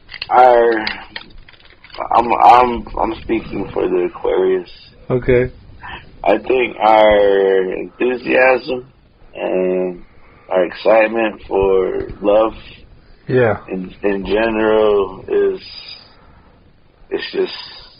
just big. It's grandiose. So to kind of plan a moment, which, like that idea of a first date is kind of like nobody wants to have a bad first date. Yeah. Right? Yeah. So and you do want to enjoy it. Yeah. So there's just a lot of expectations unconsciously, and I don't know. Just kind of hearing it again from a point of view of another person trying to understand this. Whatever, this person, it's just kind of like, damn, like we could be disappointed if we don't like what you say, and then that might, that's not fun for us, I sometimes tend to do that, where if I don't generally like it, I kind of like, not necessarily say bad things about it, but again, I think I have to get over that. Well, maybe when I get there, it'll be different. Yeah. And usually that means just going through with it. Yeah. Kind of get what you want, but but like first date, this almost kind of, I guess. I mean, maybe our excitement is too much to handle. At one time, it's almost like you gotta play it by ear. Yeah, well, what kind of seems to be a problem here is today's dating world kind of goes really fast. Like the whole swipe right, swipe left thing is like, no, left, yes, right. We're so quick to like look at somebody and go, yes, you, not you, yes, you, not you. And if you can't even get to the enjoyment part of an Aquarius and you're going, oh, this guy's unpredictable, he's unreliable, he's kind of peculiar, you're going to get that left swipe, You're going to get rejected quicker and faster now. Maybe they'll look at you in the bar and walk away, just never get to the enjoyment part, so, yeah, we might be at a loss here, at a disadvantage. As Aquarius is, because it's like, hey, you can have a really good time with us, but you got to be loose and Well, not loose like that, but, you know, like you gotta be flexible. Flexible, I guess, would have been a better word. But flexible and like willing to just take the ride. And a lot of people don't take the ride anymore. You know, they don't take the time. And even though they'll cry about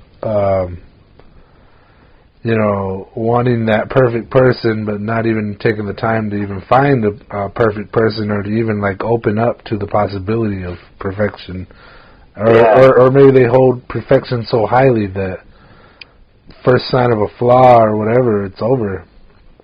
And it sounds like our weaknesses in a lot of these are unpredictability. Like it seems to be in the employee, in the worker, in the partner, in the dating, in general. Like the weakness part is this peculiarity, this indifference, this like set in your way, kind of strange. You know, like it's almost off-putting. It sounds like, you know, when you're like, oh, are we this bad? It's like, yeah, well, kind of.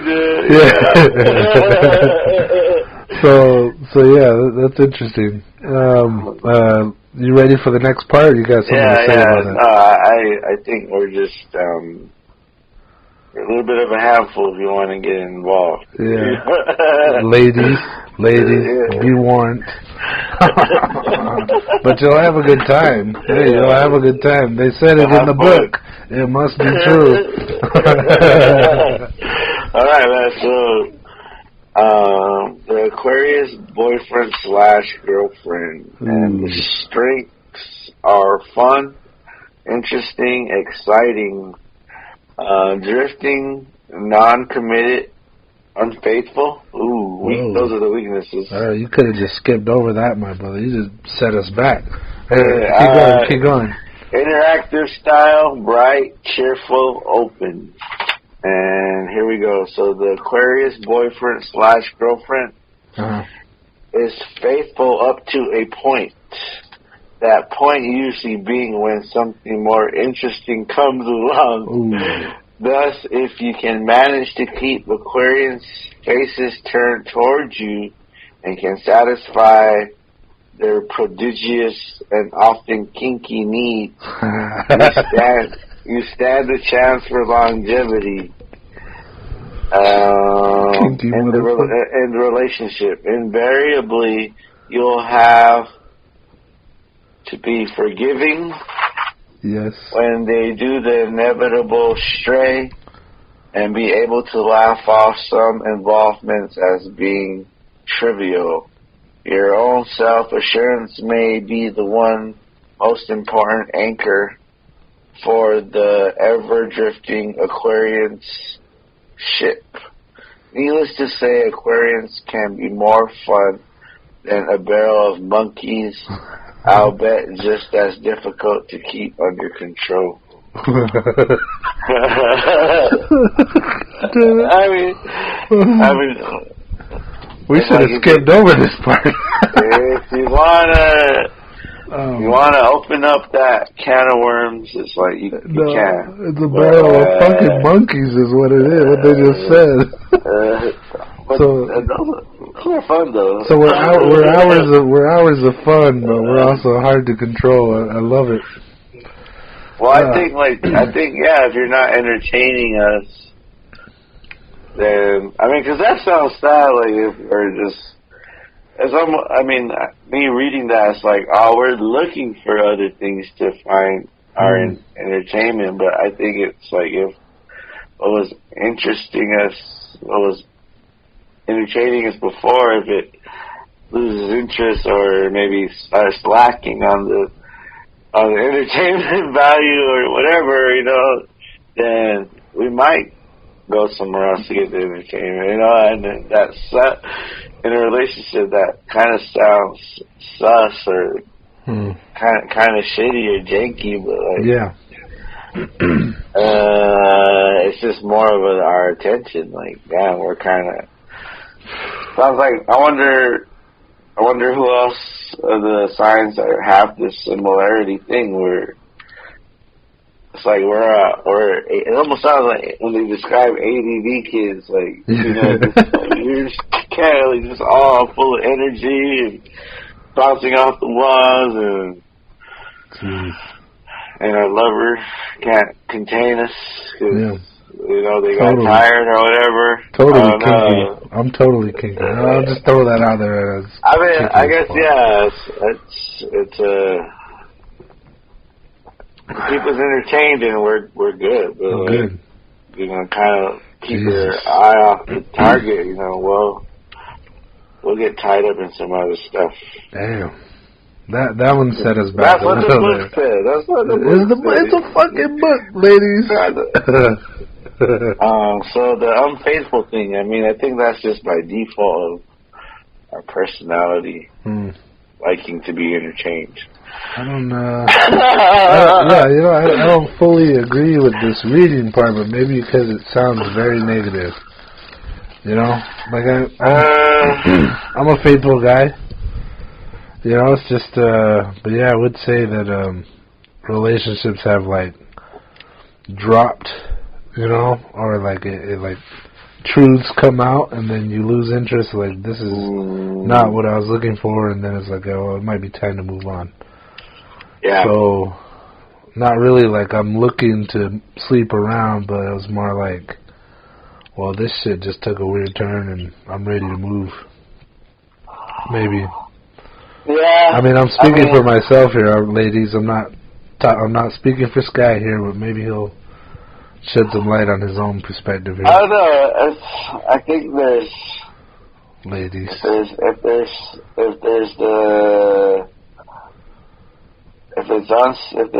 not stability, or if there's not a concrete reason for something not working out, and then, you know, you're open to these possibilities of, well, then what else is going to happen? What else is out there? And the only thing you can think of is just, oh, well, someone else is going to come along. And I don't know, like, I think, too, maybe it's our high expectations of others. Again, kind of with the boss thing, where it's like, it's not so much we're like all trying to just get it in, but we're like, I think we look for interesting things about people too. Yeah. I mean, I don't know if they say that in here, but like, I like hearing people's stories, and so like generally I find out what's interesting about them, and so I mean, I think just naturally we hunt for the entertainment in people. Not using them, but just like, again, let's have a lightheartedness versus a dramatic one. Yeah. A moment where, I don't know. Well, yeah, going back to the employee part, I think it also kind of comes on this, is just like, you spared me the drama. You know? Like, we'll get along as long as you keep that drama tucked in or something, you know, whatever. Like, we can execute this thing, and you don't want to. I sound very cold when I'm talking about a relationship here, but it's like we can have some fun. We can do this and be very successful in our relationship, but spare me the drama. I will quickly lose interest if all you want is drama. Well, I think we don't want the drama, but I think we're also sometimes the cause. Oh, yeah. Nicely put. All right, let's move on to the next section here.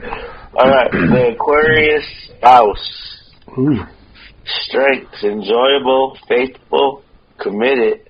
Weaknesses: busy, hassled, egotistical. Ooh. Interactive style: positive, sparkling, interesting.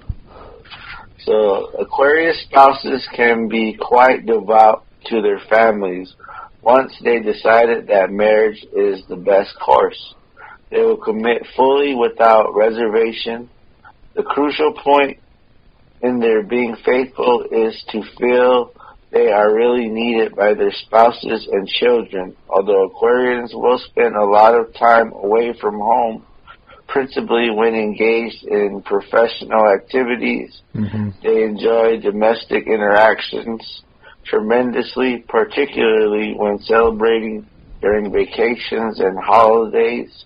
Aquarian spouses bring excitement and sparkle to even the most mundane day-to-day events. Their good moods elevate the spirits of those around them.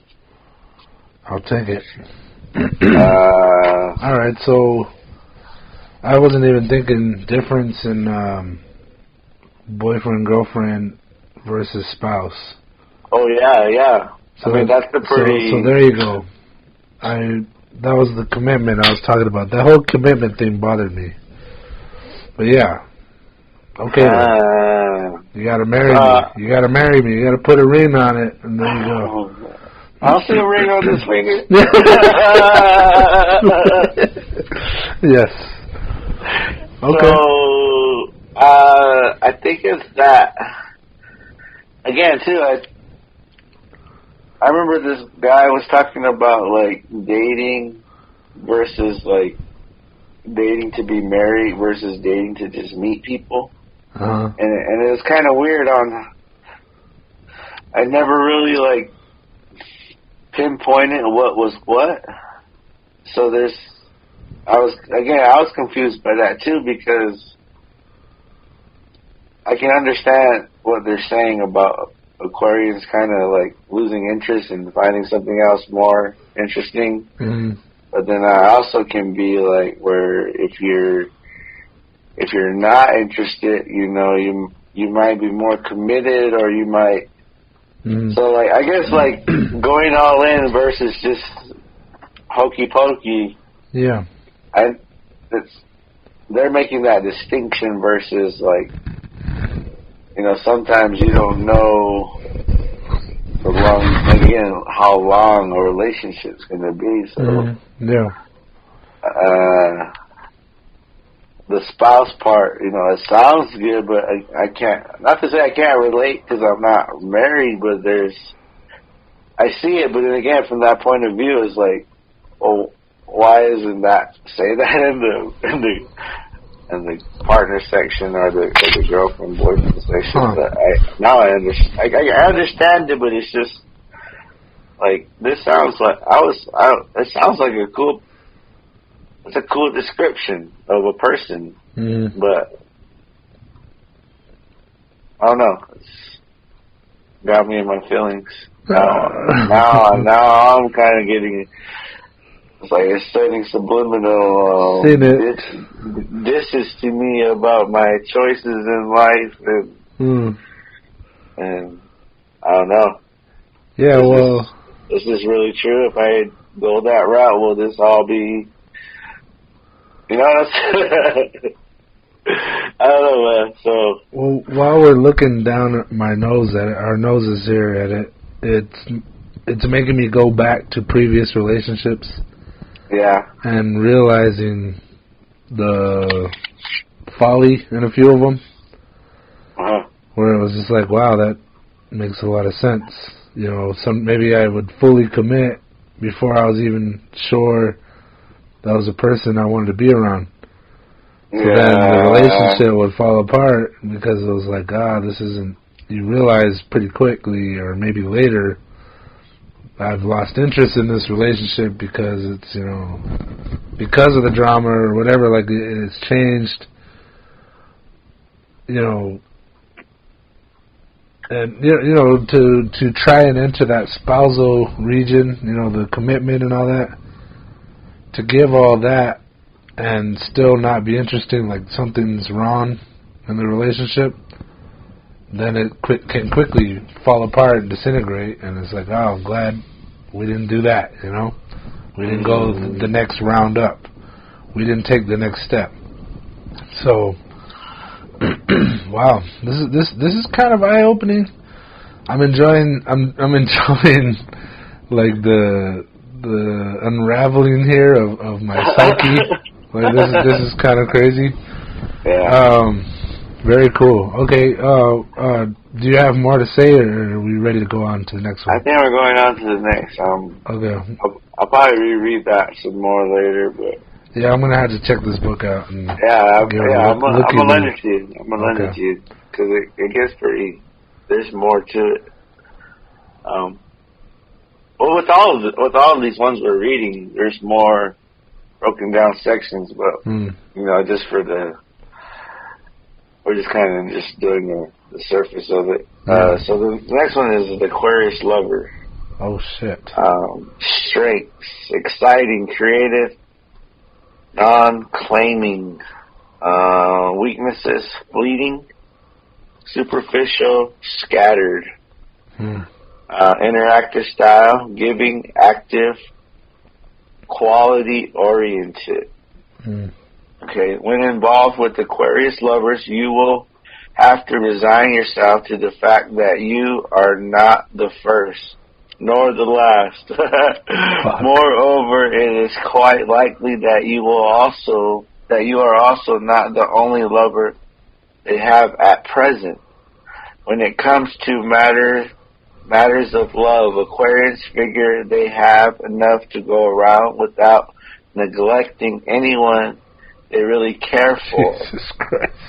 Consequently, the amount of love they share with any one person is limited in quantity, although the quality may be high, at least for the moment. Jeez. Those looking for depth and meaning in a relationship may be dissatisfied with the Aquarius lover's dish up, finding it too superficial, albeit exciting, and empirical. Say it again. Empirical to last. Empirical. Spell it. EPHEM. Ephemeral. What is right?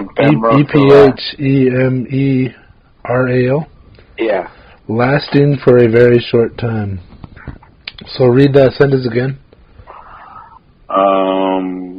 Okay. Those looking for depth and meaning in a relationship may be dissatisfied with the Aquarius lover's dish up, finding it too superficial, in parentheses, albeit exciting and empirical to last. Emeral to last. Is it EPHEMERAL? Yeah. Alright, so they're saying... Alright, sorry, read the parentheses one more time. Albeit exciting. Albeit, so it's like, although it's exciting. Yeah. Albeit exciting. Uh-huh. Yeah. It's not expected. It seems superficial and ephemeral, meaning it's not going to last this excitement. Well, if somebody's wanting a long-term, in-depth thing, they're saying we might not be that one. Fuck. But it's a good time in the moment. And, you know, I think that's something, too, with Aquarius is, like, it's kind of for the moment, you know? Mm-hmm. At least how... Scary guy screwing us. I kind of appreciate stuff. It's like, I could think about the past, or I could think about the future, but it's only going to matter within what's happening now. Wow. Ephemeral. That's ephemeral. Right there, that's ephemeral. Wow. That's... Scattered. You know what? I kind of... You know, it's weird. It's like some of these terms are all blurred in how I understand them. Like I'm thinking, when I hear lover, I group that with girlfriend and boyfriend. Mm-hmm. So to kind of hear it from that point of view, maybe in other relationships I kind of have been all over the place and not really like. Again, instead of me not feeling stable, I'm not a stable at least my activity doesn't make me look stable because I'm kind of, and I can see that now where I'm involved in a lot of stuff. Yeah. And I'm just sort of kind of all over the place sometimes. Yeah. Bouncing around between your interests and wow. That just put me under a microscope here. It seems superficiality, if that's a word, superficiality keeps coming up. And I don't feel that way, but yeah, I feel like it doesn't describe me, but again, like going back to the employee part, it was like, you bring in the group, you bring me into a group, and I'm enjoying it, and I'm entertained, a little bit. I'm a bit of a class clown kind of deal. Like I like making people laugh, and so people enjoy, working with me in that way. But overall, I'm ready to go back. I'm ready to go pursue what I'm into. Yeah. I'm ready to pull away from that group and go do my thing. So if you're trying to take that kind of feeling and emotion of superficiality, if that's a word, and apply it to a relationship, I guess I could see it. It's, this shit just took a turn, man. It's like, damn, I gotta come to terms with my shortcomings here, and it's this, I think ephemeral was kind of, if you were to trade that with another word, I'd say fleeting. Mm-hmm. It's there and then it's not there. Ephemeral. Yeah. Well, it's saying lasting for a short time. So it's there. So I'm going to say fleeting instead of ephemeral. I'm going to say fleeting, so it's a little more descriptive, or a little. I don't use ephemeral all the time in my general jargon, so I would say fleeting as in I'm all, high intensity, exciting, like it does say. I sparkle and glitter, but it's short. It tends to be short time if the interest doesn't stay there. If the like it was saying in the partner, the boyfriend, girlfriend, the attention's everywhere. Yeah. Thinking you can share the love, I think sometimes that's not even talking sexuality. I think it's talking caring for people. I don't think it's entirely down to, excuse my, rude expression, but dicking people down. It doesn't all doesn't fall into that category. It's more like trying to care for everybody around you, so that love goes to everybody, and you think nobody will be shortchanged because you can take care of everyone around you. And so I'm reading into this. It sounds like right off the bat, in general language, that we're these conniving, cheaty people, but really, in my mind, it's saying we're like you said, scattered. We're all over the place, but at the same time, we're really caring people, trying to share the love for everybody. Not necessarily as a cheater, but as a caring person. Yeah, I mean, but then I think too, it sounds like I'm backpedaling. That's why I said we're not trying to justify infidelity, but I think our ability to connect. But I think that's across the board with anybody that you might connect with, or maybe, or somebody that, because it's not just like you said, dicking down. I think there's also that connection of we've been through some things, or maybe mutual respect. Maybe that's what I'm thinking of, to where still have a positive Positive vibes for you. But this next one, it's kind of, I don't know. I don't know what it's gonna say, but it's the Aquarius X. Oh shit. Okay, well hold on. I feel like we're like a worm squirming on a hook now. Like we're kind of exposed here, recording our voices, putting out in the world, and I think that's affecting how we're letting this shit set in. You know, we're trying to explain ourselves, you know, based off of one book's words. Again, I want to reiterate that I want to go back to it and point out that when you first said the Aquarius lover, I thought sexuality.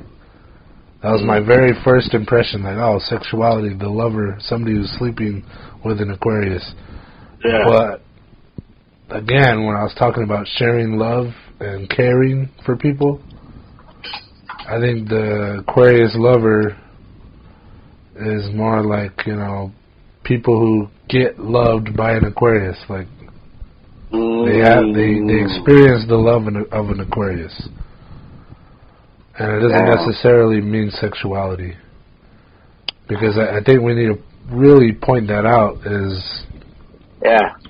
It doesn't... Once you started reading it, it didn't quite read like it was all in the bed, you know, all in the sack. It was like, this is who you're interacting with. And like the whole share the love around part, that didn't really go, oh, I'm trying to go get everybody, you know, all these ladies. It kind of came off, because that didn't make sense to me.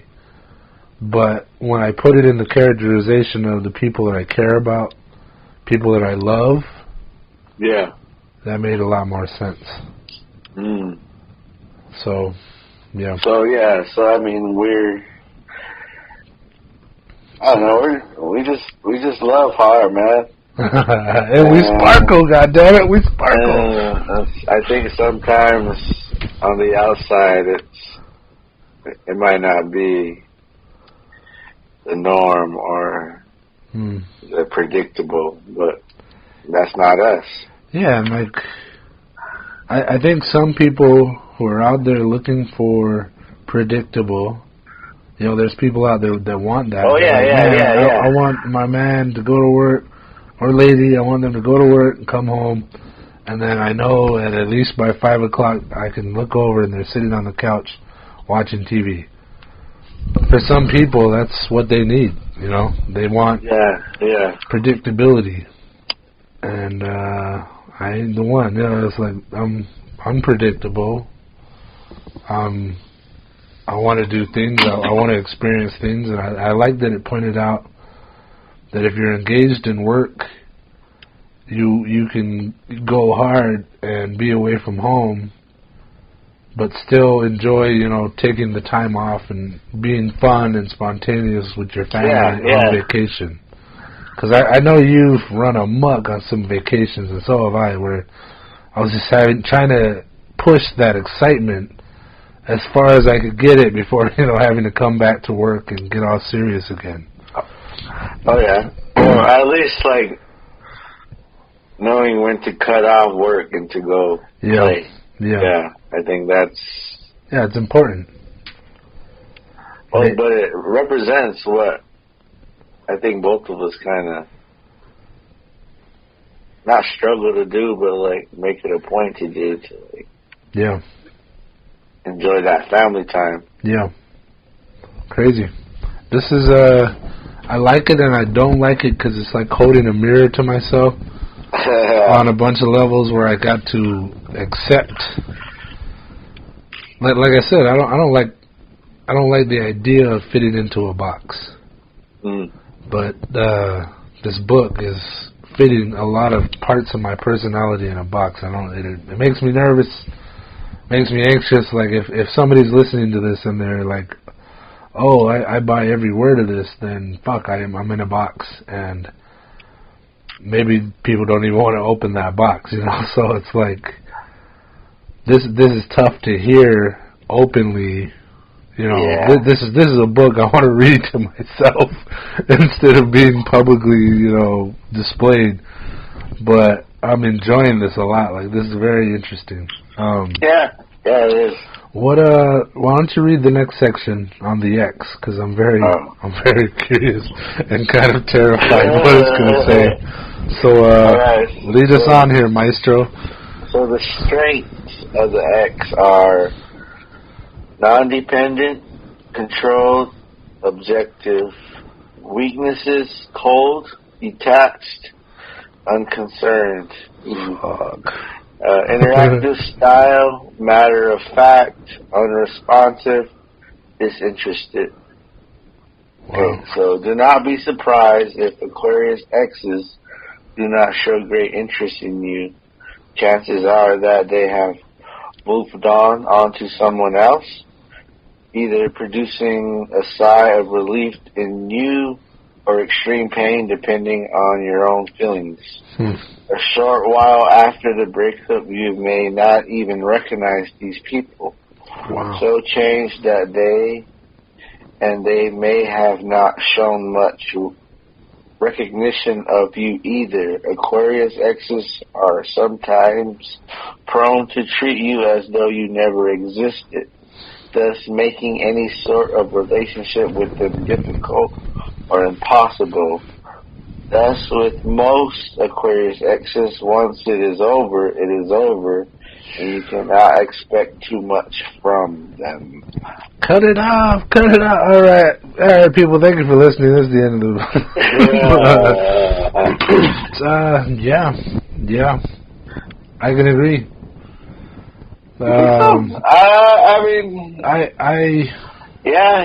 I think we cover up whatever we're feeling. Yeah. And if it's a done deal, it's a done deal. Yeah, well, that was my thinking. Once it's done, I close up.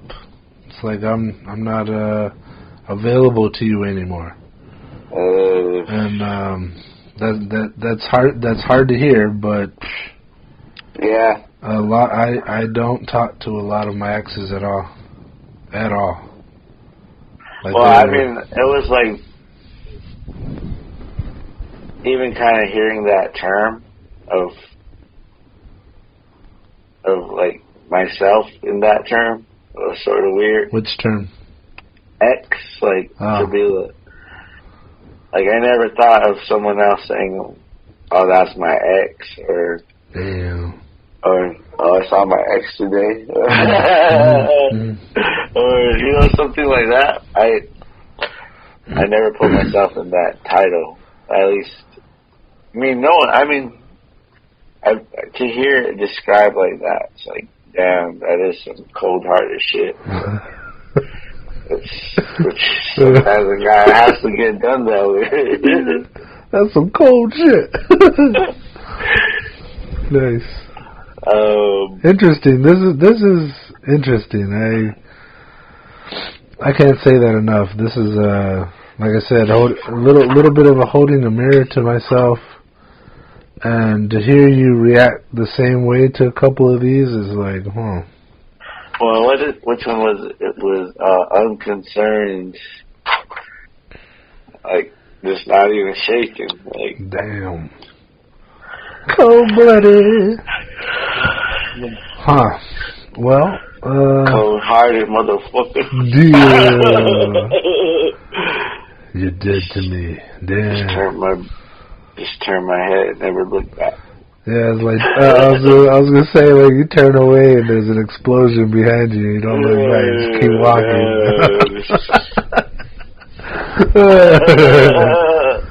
Fuck. This is completely interesting. Is there more? Are there more? Well, so that was the end of the love. There's a family and friends and family. Go on. We're kind of I think we're at the 2-hour mark, but I think we can go a little bit further. I want to hear the next couple of titles, like groups or categories, and let's pick a good one. Okay, so friends and family. There's Aquarius friend, Aquarius roommate, Aquarius parent, Aquarius sibling, and Aquarius child. Are those all subcategories of the first one? Yeah, those are all subcategories. Let me hear the categories. The top, the main, the big categories. So there's the Aquarius friend. Aquarius roommate. Okay. Parent and sibling. Wait, I thought those were all the subcategories. No, those are the main. Okay, keep going. Those are the main for the family and. All right, well that's what I'm saying. The family and friend is what I'm talking about. That's the big category. I want to hear if there's any other big categories. No, that's the end of it. Okay, all right, then let's go. We're in Pisces. Oh, okay. Well, then let's go into. I'm kind of curious about parent, and I'm kind of curious about the child, and let's say friend. So let's do parent and child, and then go to friend, because I think the Aquarius friend is a good thing to end on. All right. So let's do parent first. All right. So the parent, the strengths are encouraging, interested, liberating. Weaknesses, intolerant, fearful, selfish, interactive style, active, enthusiastic, non-academic. Many Aquarians, being such free spirits, do not choose to marry or have children at all. Those who do are likely to maintain their independent stances or to encourage their children to fly the nest once they have reached young adulthood. Wow. Not ones to be overly commanding or possessive. Aquarian parents love to see their children develop independent attitudes, but can be quite intolerant when it comes to breaking certain ironclad safety rules they have set for them. Wow. Thus, Aquarian parents draw the line on freedom when they feel their children are putting themselves in harm's way. Jesus. Aquarian parents usually take as much interest or more in after-school activities than academics, being particularly encouraged of their children's involvement in sports, social activity, friends, and creative projects. Wow. So, my mom is an Aquarius, too. Oh, really? I forgot to mention that. Yeah. Cool. So, some of the stuff hits pretty hard with, not to say she wasn't interested in my academics, but yeah, she always wanted me to, do other stuff. And that's kind of what I think that was a big part of the other stuff I was doing besides school. Wow. Yeah. But yeah, if there was some, I think as I got older, it was more freedom, but if you betray that trust, it was. Yeah, I'll strike you down. It was not good. Wow. No bueno, man. Yeah, dude, damn. Yeah, with my own son, I've maintained my independence. When he's with me, I'm right there with him, and he's beside me doing whatever he's doing. I'm doing what I'm doing, and then I take interest in what he's doing, but not let me learn you something right away. I'm interested in him being smart, and I love it when he's independent. But sometimes he goes too far and starts putting his life at risk or something. He goes outside without me or something, or he starts enjoying a little bit too much freedom, so starts kind of mouthing off or going too far. And then I get real serious and I was no boy, I'm gonna stop you right there. So very, very interesting. Yeah. Do you have any more to say on that? Well, I was going to say, what's your son's sign? He's a Cancer, I believe. Which maybe you could jump forward to Cancer child, but I'm not. I don't think we have the time for all that. Let's do the Aquarius child because we're both children of the Aquarius sign. So let's hear that. So the strengths are joyful, appreciative, responsive. Weaknesses: irritable, rebellious, uncontrollable. Holy shit. Interactive style: demanding, particular, individualistic. Wow. So Aquarius children can pose acute problems to their parents, but their joyful natures respond immediately to the attention, understanding, and acceptance of their mother or father. Problem areas usually involve their unusual way of doing things and their absolute refusal to do them your way or any other way for that matter.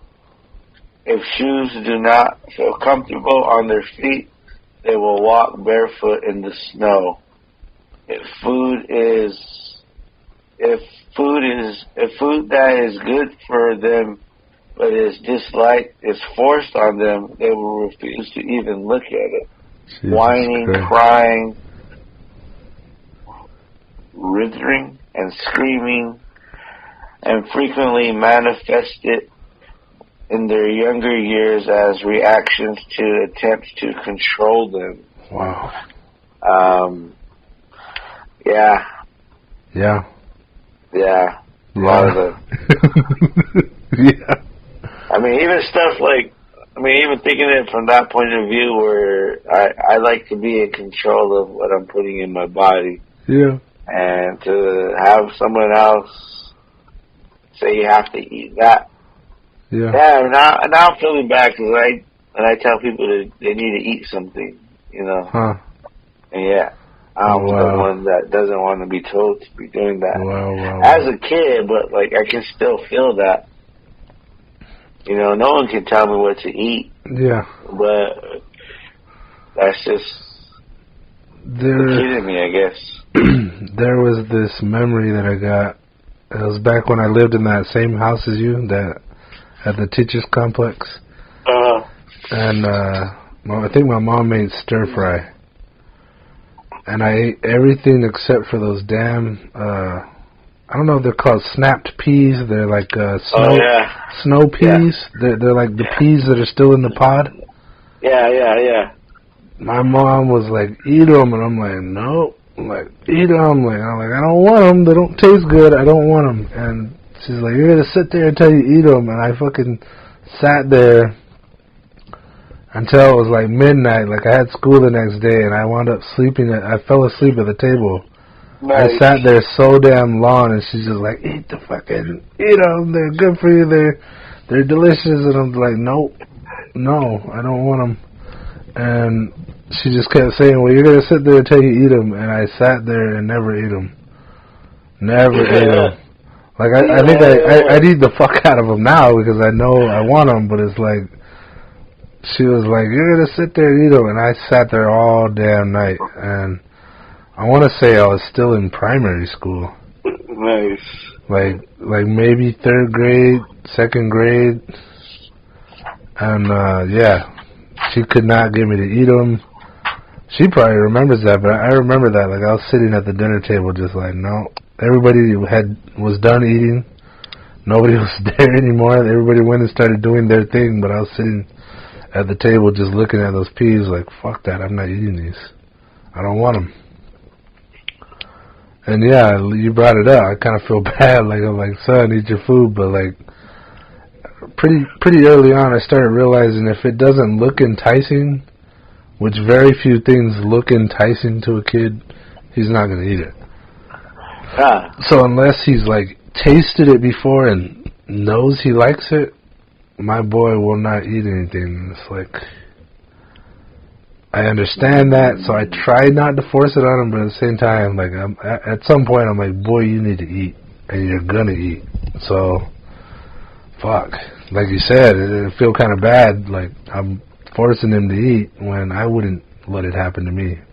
Yeah, no one can force me to eat nothing. That's interesting. Wow. Okay. Well, yeah. We always talk about being hypocrites. Yeah. Well, that's the thing. Like, we started off of this, and when we do this closing speech, I'm going to have to flip the script a little bit. All right. You got anything else to say on that, or are you ready to go to friend? I think I'm ready to go to friend. That brought back a lot of memories of me being a kid. Yeah. And maybe how difficult that was. Yeah. I played it off like I was just being me. Yeah. Like I was saying I had to do the things the way I understood it, even if it seemed peculiar. And I was resistant, like I caused special grief for my parents, but like as long as they showed me love or whatever, I'd come around. Yeah. So yeah, that hit home pretty hard. Well, I think they still have that love. Well, we still give them that feeling of, I guess, what we do, even though there are those problems, they love us that much to let it slide, Wow. So, Wow. That one hit hard. Just because I'm always wondering about my son, and then also I go back to how I was. Like, I try to remind myself of what I was doing at his age, and that just brought up that memory. I've thought about it since, a couple of times, but to have some random stranger guy tell me this about myself in a book, and then to remember exact events that like he's reading from my book, that hit pretty hard. Damn. So I'm gonna have to remember that. Okay, so the Aquarius friend: strengths, individualistic, universal, spontaneous. Weaknesses: bizarre, unreliable, uncertain. Interactive style: abstract, objective, cool. Okay, so friendship is extremely important to most Aquarians. For them, it often assumes an idealistic, global, and universal significance more than a personal one. Consequently, most of their friendships are tinged with a highly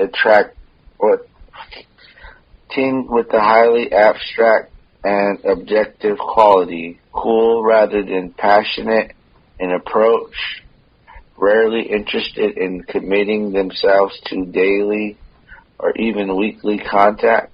Aquarians will contact you while they are on the run or when they're on their last active exploits. Wow. When their last active exploits have simmered down or momentarily come to rest, thus you should not count on them as a pillar of stability, but rather as an interesting sidelight in your life. Wow. One that can be both entertaining and a bit special. Ooh, indeed. Yeah. I've got a few friends that can attest to that. Like, I live my own life independently. Yeah.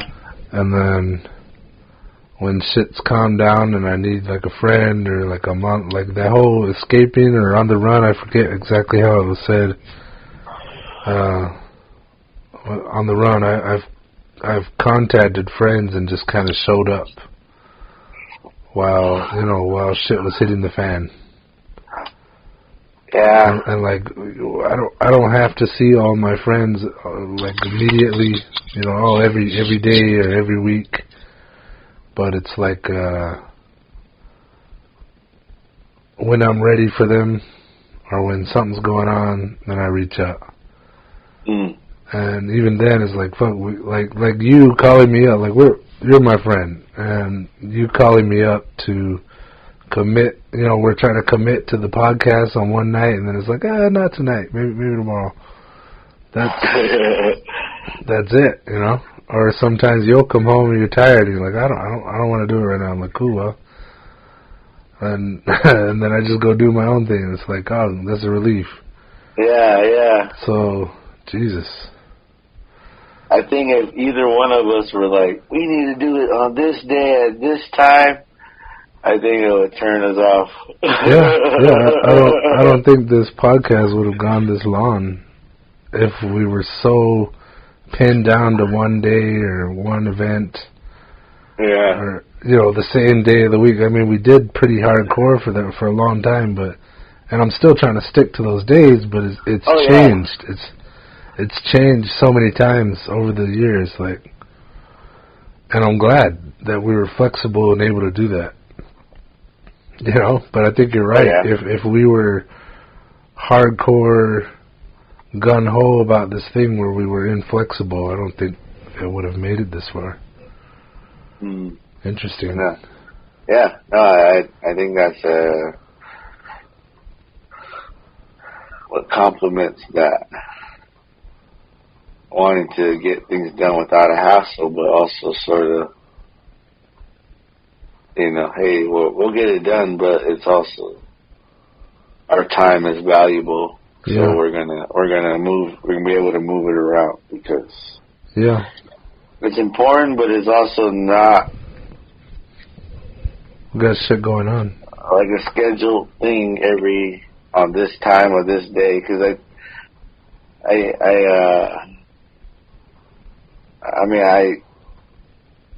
I know of friends that I could pull up on and they'll be happy to see me, but I don't know why I don't pull up on them all the time. Yeah, and exactly. A lot of times I'm busy or I'm not that much in contact to where just me thinking of pulling up, you know, I would rather tell them.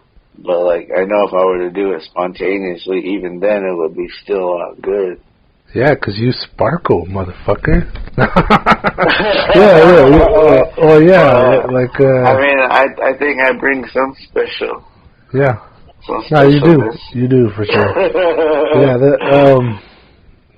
Same here. I got friends that, you know, have asked me to come, and it's like, I'm not some dependable pillar, like it said. It's like, all right, yeah, I'll get to you, and then it's usually like when they least expect it, or I least expect it, and then we're like, all right, let's do this, and then I'm there, and then we have a great time. You know, this fucking guy in his book exploiting me. I feel exploited. Well, it takes me back, because, you know this program song called Off He Goes, but there's live, when he does it in concert, he introduces it as, this song's about being friends with the asshole. And in the song, he's talking about this guy that's just sort of like, you know, always on the go, you know, and he's kind of pretty much saying, like, he has all these, like, I don't know how he does it, and almost like, you know, he's impossible, and in reality, he is, like, doing what he needs to be doing, but, you know, he's also sort of like, you can't contain him. Yeah. So it's just like just for the moment, we have this togetherness, but, like, in a little bit, you're gonna go, and I don't know, I should read the lyrics, I should find the lyrics, but it reminds me of what this is saying, like, you know, sometimes we do show up, and it's significant, but, like, a lot of times we're, you know, off on our own adventures. Yeah. And wow. Somebody wanting a pillar, you know, might not get that from us, but that's not what we do. That's not our style. Yeah. Because that might be boring for us. Yeah, I've had friends like go like, oh yeah, you're not my go-to call guy, and I feel bad like, oh why am I not? But then if I'm truthful with myself, it's because I'm not there. I'm absent. I'm doing my thing. Yeah. And I think sometimes it's hard to see yourself at that angle because, you know, maybe sometimes they don't hit me up because I'm so not in the mood. Yeah. But like to know, I don't know. I guess it's more or less just like I can't always be there. Yeah. I signed up for a lot of other things that are taking me away from places I can be, so that maybe when I get the chance to be there, it's going to be that much more special. Yeah. And that's kind of a tough way to see things. Yeah, well it's almost like it could never happen. I might not ever pull up. Yeah. Or it might not ever be enough time. Yeah. Yeah, there's a few people I've let fall by the wayside where I wanted to be there. I wanted to be their friend. I was like, man, you're cool as hell, and I want to hang out with you. But then it winds up not happening because I'm just living my life. I'm doing my thing, and there's no time for that. Like, I would like to have a friend like that, but I'm busy. Interesting. This is a... Well, you know, kind of riffing off what we were saying earlier, like, maybe that's why it works out, too, because it's like, it's not like one of us is waiting around for the other person. I think we kind of have our own whirlwind of stuff doing, and we still make time to do the podcast, but it's never... It's like, I mean, I know it's not our... Well, it is our job. I mean, it's our job in a weird way, but it's a part of our life that's important. Yeah. But it's also this thing that we are... I don't know if we feel responsible for doing it, but it's like, it's important to us, so we're making the time for it. I was going to put it like this, that I don't like the work aspect of it. You know, we have a schedule. I have to, you know, putting out any video now. The production, pre-production, Yeah, I have to set up. I have to, I have to sit down and to produce a video. I got to commit to all these hours to do it. I got to do it on a schedule, and sometimes I'm wiped out, but fuck, it's the last day before our put out time, so it's like, all right, we got to do it. Like, I wasn't even sure we'd do it tonight, but I was like, it'd be easier for me, post-production-wise, to get this done today so I can work on it tomorrow. Yeah, so that's like the job side of this, and I don't like that. But I think I keep showing up again and again because I'm passionate about this. It feels good to put it out there. It feels good to get the word out. It feels good to, like, when sometimes I get surprised by a subject and I'm completely passionate about it and didn't realize it, and I like that surprise. I like the expression that I get something off my chest. And there's this, it's like an outlet. I've said that a bunch of times. It's an outlet. So I have to be honest. I hate the work aspect of this podcast, but I'm gonna keep showing up because I really enjoy it. I enjoy this part, the interaction. Yeah. So yeah, it's interesting. But yeah, I hate going, fuck, I gotta get back and make sure we pull this off. But it's with great power comes great responsibility. Yeah, yes. It's a passion project for sure. Yeah, so I mean, I don't know.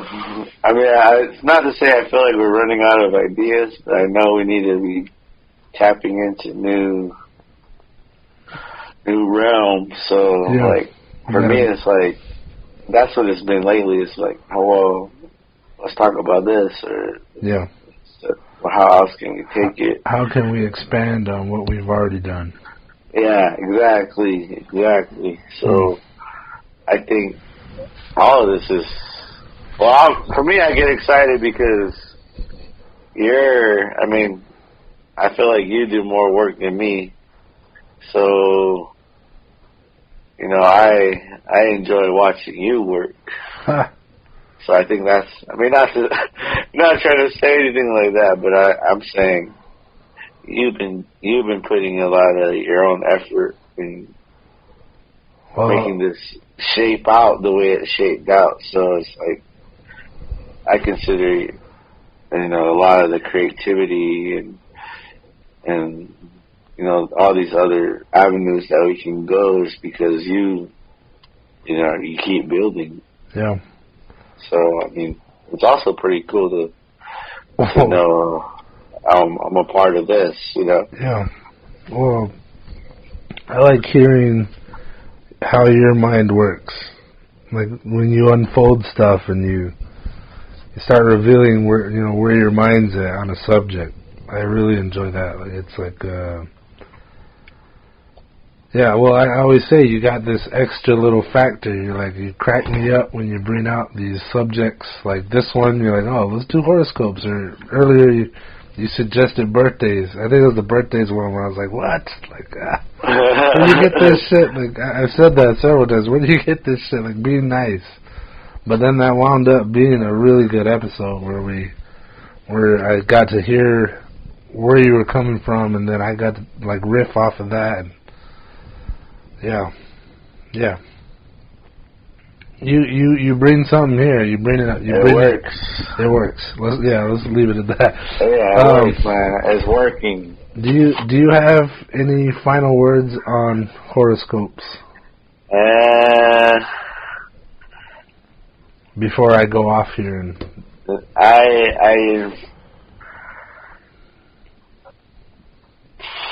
you feel any different from the beginning? Not really. Maybe I think, like I said, like we're more focusing on ourselves and how we fit into that term Aquarius. Mm-hmm. But like in horoscopes, it feels like the other players are at hand, the other signs are at hand, just because you're interacting with them and they kind of have a map drawn out for them too. So it just sometimes, so I still feel the same way about them, but I think it's more examining myself through these. It almost wasn't even about the horoscopes. It was more about just the sign and I guess what that sign represents and maybe how much of it identifies shit I've done and shit I went through and and kind of maybe not painting me the villain or the bad guy, but we're so caught up in how we see things, but to hear someone describe what else is being seen, it's like, oh man, like, or to put it into words, maybe I did do someone dirty like that, but it was only because I felt a certain way with where the maybe the connection was going, you know. So I guess learning more about myself versus all the other signs. But I think if anyone listening to this likes what we did today, I think maybe we can do that with another sign. But like I think in the beginning, I felt like man, we're going to be throwing ourselves under the bus on some of these things. Yeah. But like, so but it's because we're both Aquarius. It was like, well, that's cool because at least we can laugh at ourselves and be, you know, versus kind of exposing another sign, you know, because this is like the good and the bad, you know. Yeah. Yeah. It's like there's a little bit of both. So yeah, I don't know. I think it's just more. I guess the relationships, like maybe identifying those more in those categories of what they're describing in the book. It's almost like I'm all jumbled around, and I don't know what that means. Like the lover, the spouse, the girlfriend, boyfriend. Like, yeah, that one was a little rough. It hurt, but at the same time, it was there. Yeah. Some of the points hit home, maybe after the fact. Hearing it, I wanted to reject it, but examining it, I go, yeah, that might explain. It might have explained some things to me that I didn't either want to accept or was even unaware of it. I mean, it's like, yeah, that sounds kind of accurate, but maybe I wouldn't describe it that way because, again, it's like it shows a bad quality of yourself. Yeah, well. But it was perfect, so it's all good. Okay. All right. And somebody will come along that's going to enjoy it. Yeah. For what it is. Yeah, for sure. Yeah. All right. So you ready? Can I close this thing out? Yeah, close it out, man. I'm going to do a bit of a Jerry Springer here. Send us final thoughts. Yeah. So to the listener,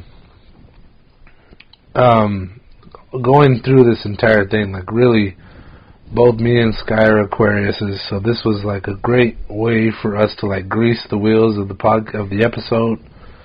It was a way like, hey, we're going to be able to self-examine openly on the episode, but the whole time it kind of felt like egocentric or kind of like, me, you know. It was like, this is about me, like, while at the same time about Sky because he's an Aquarius. So it may have seemed that way, I felt that way, but really, going over our own sign was really about greasing the wheels of the episode, getting things rolling, and maybe we started with how we felt about it. You know, I even used the word hocus pocus and magic, and falls. Spending the dollar for the minute. $1 a minute. Somebody's out there to be a mentalist and take our money. And what was the name of the book again, Sky? The author and the book? So it's Gary Goldschneider's Everyday Astrology. Okay. So how to make astrology work for you. Yeah. So people, the whole point of this podcast, and I've said it plenty of times, is to get your mind open, start asking questions, to self-examine and to seek out things that we're trying to open up your mind to find new interests. And really, there's the expression, if you're going to help other people, you must first help yourself.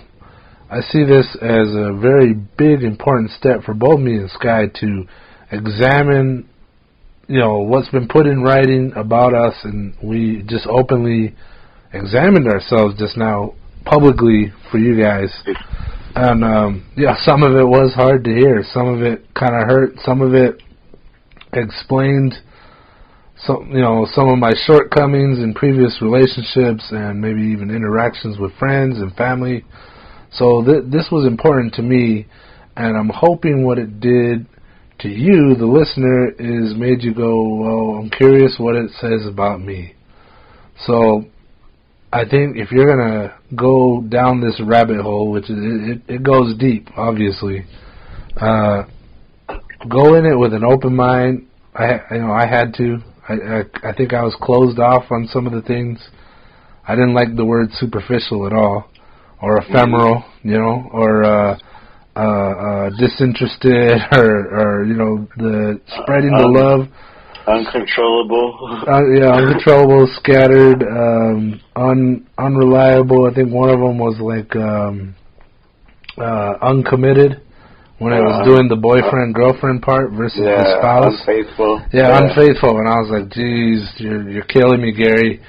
But really, once it's been pointed out to you, once you see it in writing, you might go, maybe there's something to that. And that's the whole point of this podcast, is that moment, that what have I been doing wrong, or maybe you're completely unaware of it and now your eyes are open to it. So I recommend you go find this book, check it out, and then what I think where things get really interesting, where this might really prove to be even deeper and maybe more exciting to read, is after you learned about yourself, you start seeing how you interact with all these other different zodiacs, these different individuals. And it might be fun to examine your partner, which might cause trouble, but it might also open up your eyes to the possibilities of how you can make your relationship work. This has been really eye-opening. And it makes me, hopeful that I'm now aware of some of these things, and also cautious. I want to, be careful about myself and how I interact with other people. And really, self-examination is like medicine. It's good for you. It's good for the soul. It makes your future brighter, that you can actually move forward and improve on yourself versus, going, I know who I am. I'm not going to change. I felt very egocentric. I felt very all full of myself that we're talking about us and our sign.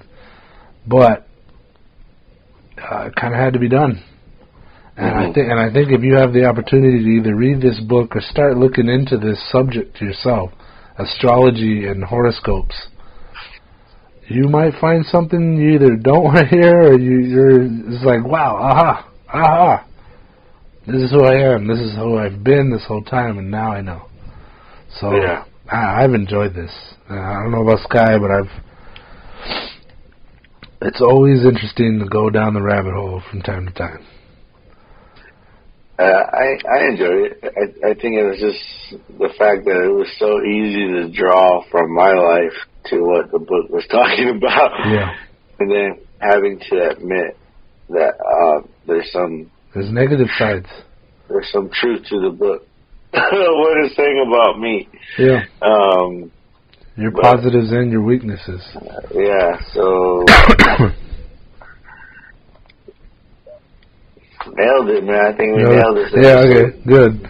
I thought you were going to go on a whole round. I was like, please don't. Let's call this I'm done. 2 hours and 42 minutes. Thanks for listening, everybody. This is the Natives in America podcast, and we are on the Reservation Radio Network. And Sky Antone is my co-host, and I'm glad that he is. And he is my friend. And fellow Aquarius. Yes, we're Aquarians. Wonderful. Sky, go listen to that damn song. You're going to recognize it. Age of Aquarius. Age of Aquarius. All right, look it up now. I'm on YouTube right now. All right, everybody. Thank you for listening. Peace. Peace.